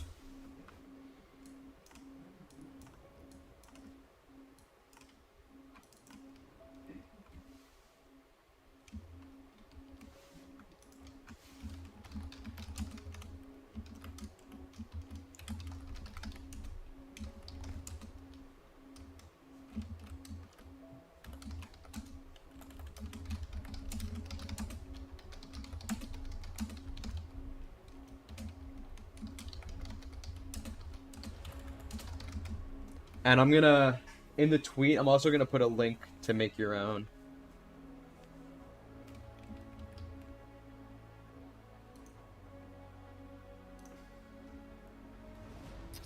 Let me grab.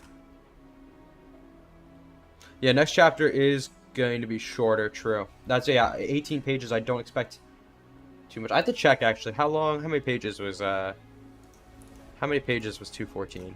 Because I'm pretty sure 214 wasn't even that long. 214 was only 18 pages as well. Anything could happen.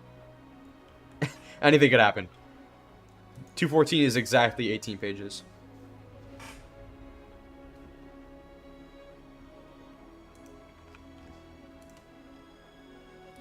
if Ivar can die in 18 pages, then I think anything can happen.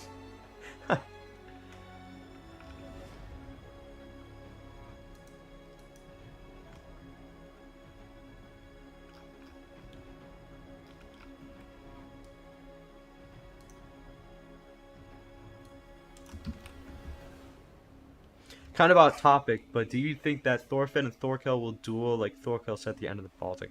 I don't think so. I would be surprised if they even met again, to be honest. I'd be pretty surprised.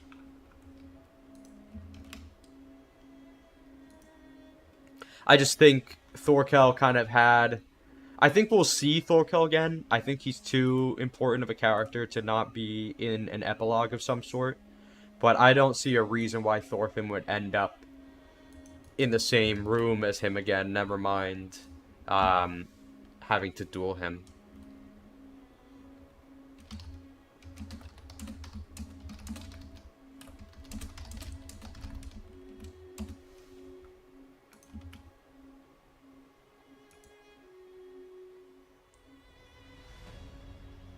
Do you think we'd see Canute again? Yeah, I mean, we're gonna see Canute again. Canute is way too important. Again, I think if we get to a kind of epilogue state, well, we're going to get an epilogue of some sort. Probably 2 or 3 chapters, I think. Maybe even just 2. But I think we will get to see, once Thorfinn has gotten out of Vinland and he's returned to Iceland, I think we'll get to see, because everyone, the story as a whole needs a thematic conclusion. And there's a lot of, I think, conclusions to be drawn from the parallels between Thorfinn and Canute as we get into the ending. And Thorkel's just such a fan favorite and a Yukimura favorite. There's no way we don't see him. I still hope we'll get a glimpse of all the people that Thorfinn's kind of touched on his way through his journey. I hope we see Snake for a moment, you know, that kind of thing. Balder. Even Floki. Garm. That'd be awesome.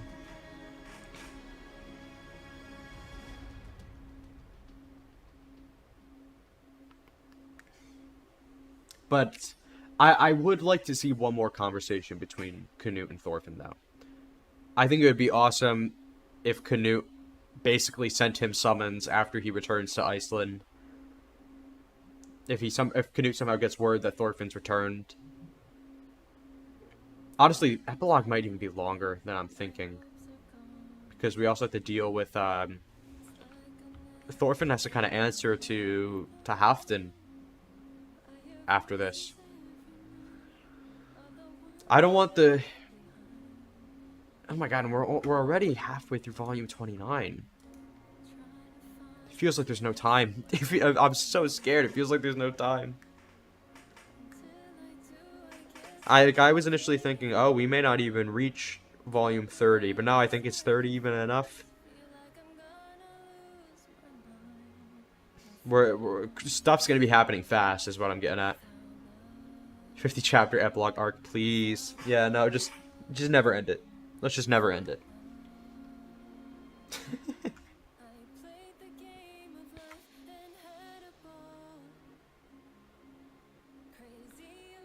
It would be interesting if we got a volume 31. I'd be surprised.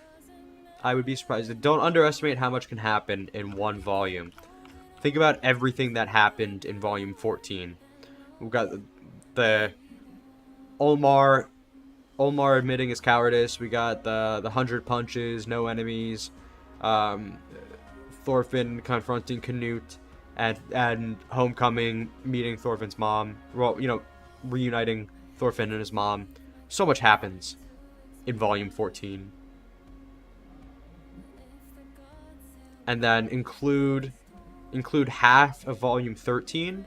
You have Arneid's death and the handshake at the grave, and a couple other just essentially smaller scope chapters too. There's time. There's definitely time.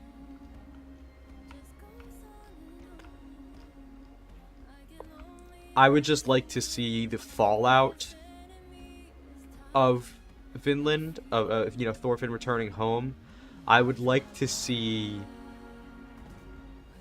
you know, I want to make sure that's thoroughly explored, but I also don't want the wind to be taken out of the sails of the tragedy of how the Vinland arc's gonna end, you know?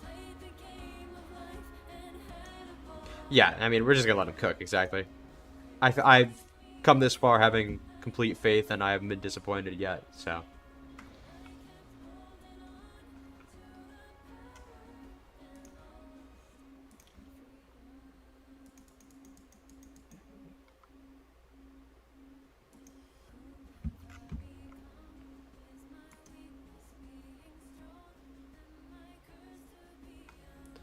Alright, real quick, let's be funny. Let's be funny. Let's quickly do, let's reset. Oh, why isn't that working? Hold on. Let's do a, let's just go based on volume art real quick.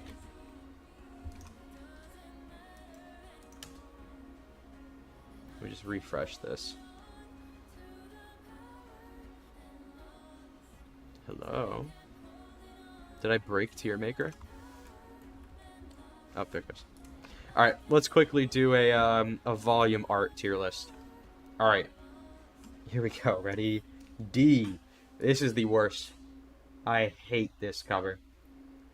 Terrible. Awful. Alright, that's out of the way. 1, I think is pretty weak. 23, I also don't really like this volume cover. 24, I like it a little bit more. I should think, I love the Gudrid drawing there. 3 is pretty rough. 4 is here. 13 is definitely pretty good. That's a good one. Yeah, that might be my favorite.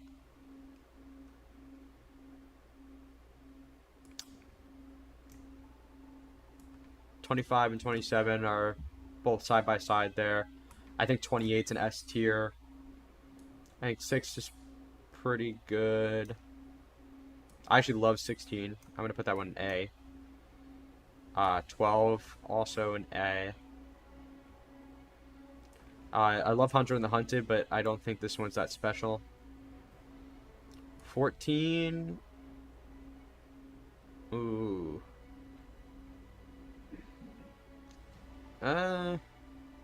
It's probably here. 10 I quite like.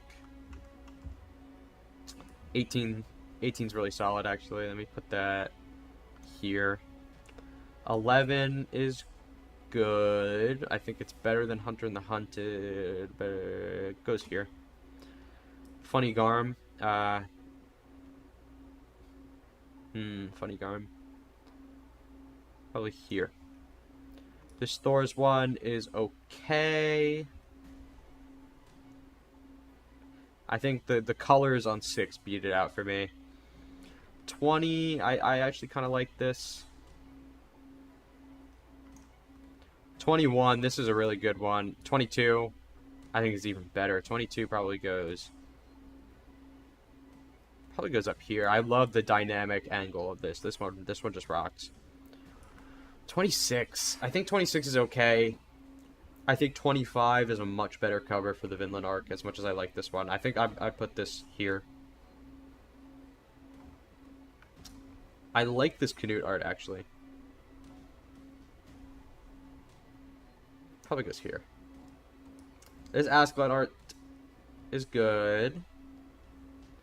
Where does it go, though? It's better than this. It's probably here. It's kind of in a boring-ish area where I don't really have a strong opinion on it. I actually really like the Volume 9 art. I think at top of B. I just like the greens there.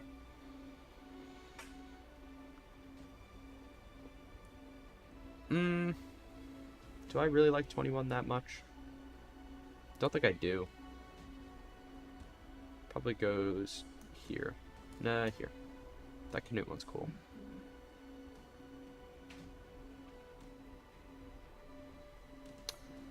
Yeah, I think this does it. Honestly, I might even move it down here. I don't really care that much for the. As much as I love Hild, I feel like it's kind of a boring. Well,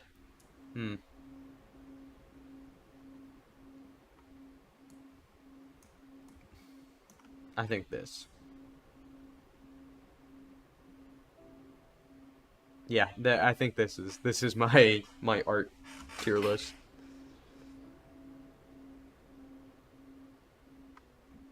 Okay, low key. I think the colors of 27 I actually like more than 25.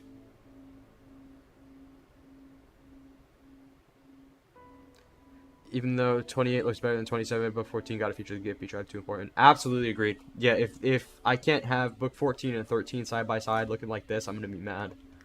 As much as 28 is like gorgeous.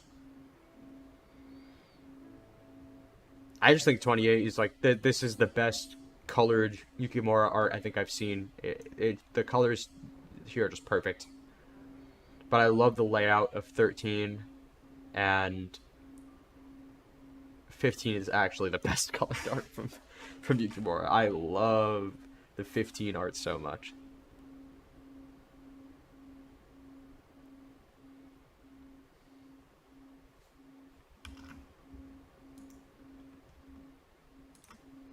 Alright, let me download this image.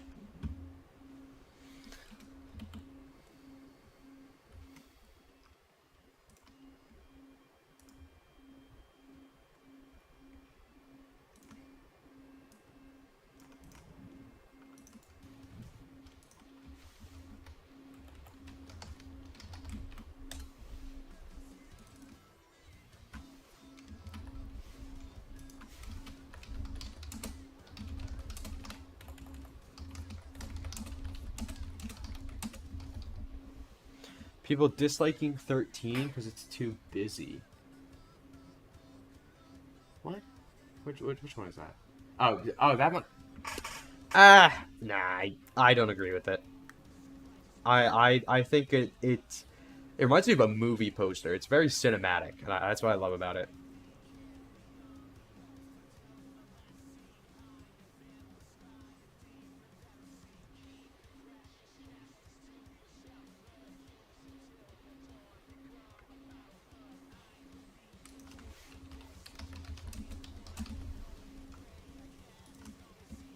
Alright, I posted the second one. Okay. I think we've done it. I'm excited to see what other people do, though. When the story's done, I'll go rank all the chapters. Well, I'll iterate on this. I will add 29 to 30 to this one and place them as I see fit when the time comes. Cool.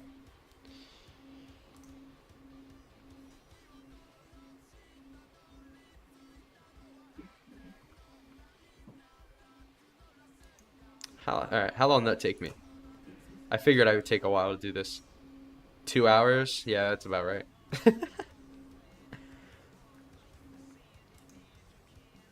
What else would be fun? Have you guys seen my have you seen my character tier list?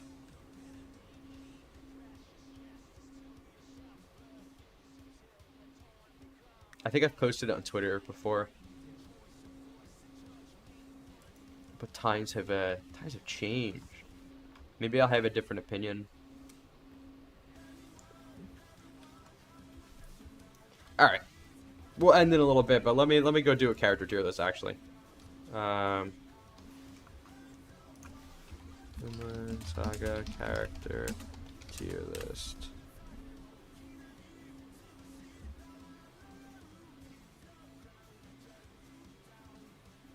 What do I think the cover will be for Volume 29? I think it's gonna be I'm hoping it's an Ivar cover. Either an Ivar cover, an Einar cover, or a I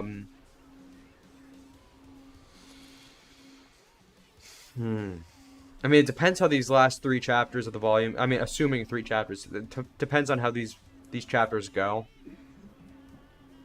I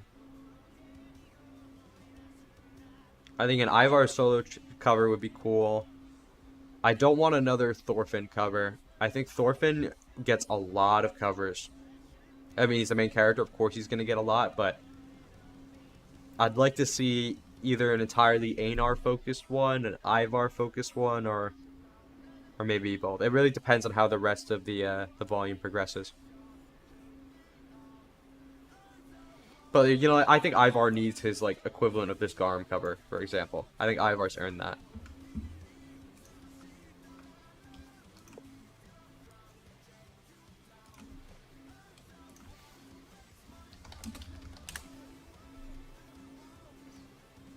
Alright, this tier list is a little bit outdated.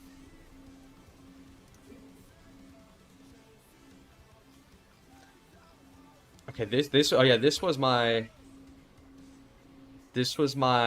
last tier list I did for characters. I think Einar will be in there somewhere from his Declaration of War to him slightly wounded, still in the battlefield. Yeah, I mean, Einar is a crucial part of this volume so far. And Thorfinn's kind of MIA, right? So a Thorfinn cover, as much as 210 is incredible, Thorfinn is sidelined for this chapter. I mean, this volume.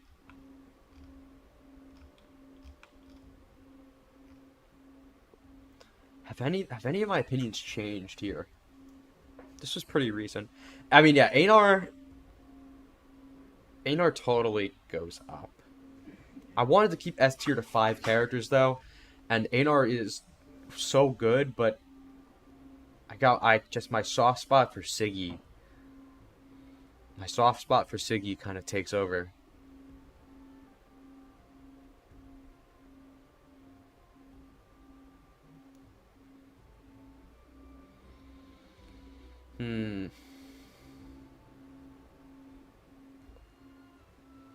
Hey, I'm not gonna get into it. Jorky Bacon made this tier list, and it's got some real, like, deep cut characters in here, like the coin guy from Farm Arc. This one guy from Wales. What was this guy's name? It's something the Bear Killer. Drott the Bear Killer. Gratianus, of course. Can't not have Gratianus. Why did I put Tula so low? Tula should be higher.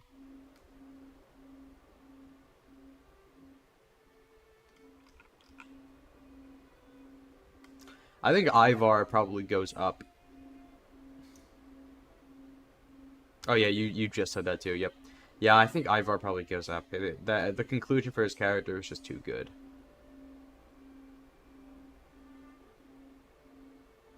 Where'd I put Conglati? Yeah, Conglati makes sense here. I put Ymir above Ragnar. That's ridiculous. What was I on?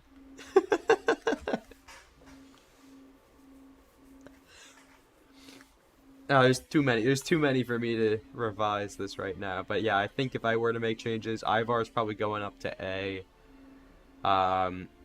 Misek, I think he gets to sit in A. I think Misek, I'm going to like him a lot more by the end of the story. Einar deserves to be an S if I wasn't trying to make it so exclusive. But I think he's probably surpassed Sigurd. He's probably surpassed Sigurd. Yeah, probably. And this list doesn't even have Gauki. Gauki didn't exist when this list was made. That's so sad. So, man, I was promoting Einar up here before Gauki was even alive. Before Gauki was even born. It's incredible. I totally want to move Sturk up higher.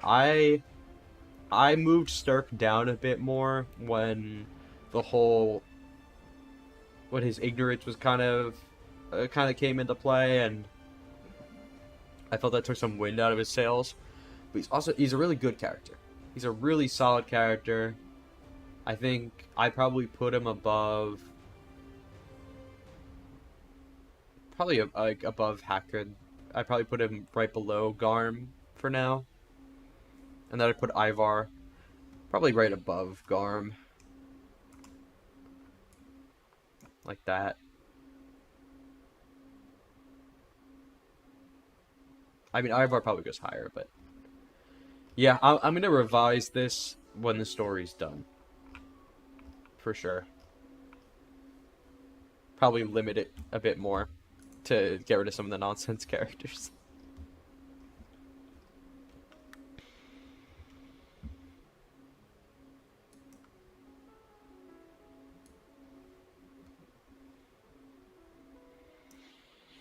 All right, I think we are going to end, and I'm gonna get some water and stuff, because I am running on a very dry throat right now.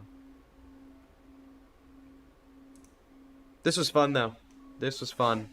I haven't thought about the volumes in terms of how I'd rank them, so this was an interesting way to think about it. Cross fingers, Gudrid moves higher. I'd love to. Yukimura just needs to give me any reason to push her up.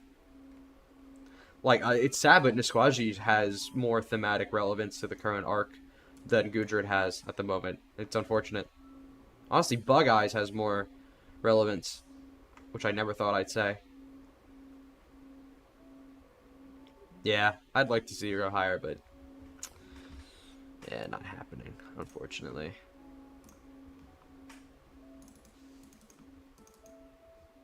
Starting soon, more like ending soon. LOL. Why is the quality on this text so bad? Come on, OBS. What are we doing?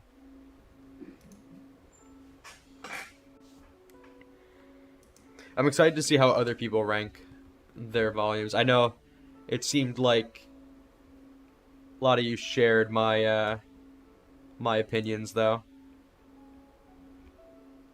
I suspect a lot of people will. I think I'll see some variation going into like the middle grounds, like how people are ranking their Baltic stuff. Because I think those Baltic volumes are a little bit divisive. Why is the tier maker screenshot so bad? Tier maker, why did they save in terrible quality?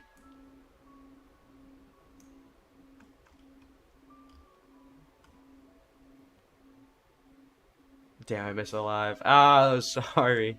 The VOD will be up, but I know it's probably less fun not being able to comment on my opinions as I'm going through it. I posted the final tier list on Twitter though, and we also did tier list of ordering the volumes based on the cover art.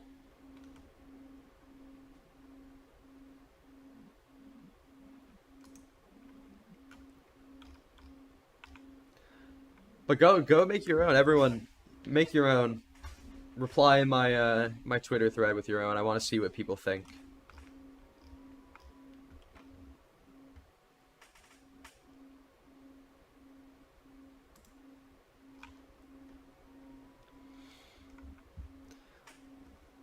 All right, I'm all good. Thanks everyone for hopping in. It's been fun. I like how I'm getting quite a few people being like talkative and sharing their thoughts and convincing me that my takes are good. It's fun. So yeah, thanks everyone. I guess I'll be seeing you all for the next chapter. 18 pages, gonna drop on around the 24th, and then Rillant said within a few days of that, so probably over the weekend we'll see that chapter. So I'll get my review video. Hopefully I'll be home to record a reaction in case it's a big one. We'll see. I do want to get at least one more live reaction video soon because I don't get to do those often enough. Okay. Yep. Thanks everyone. I will see you then. Bye.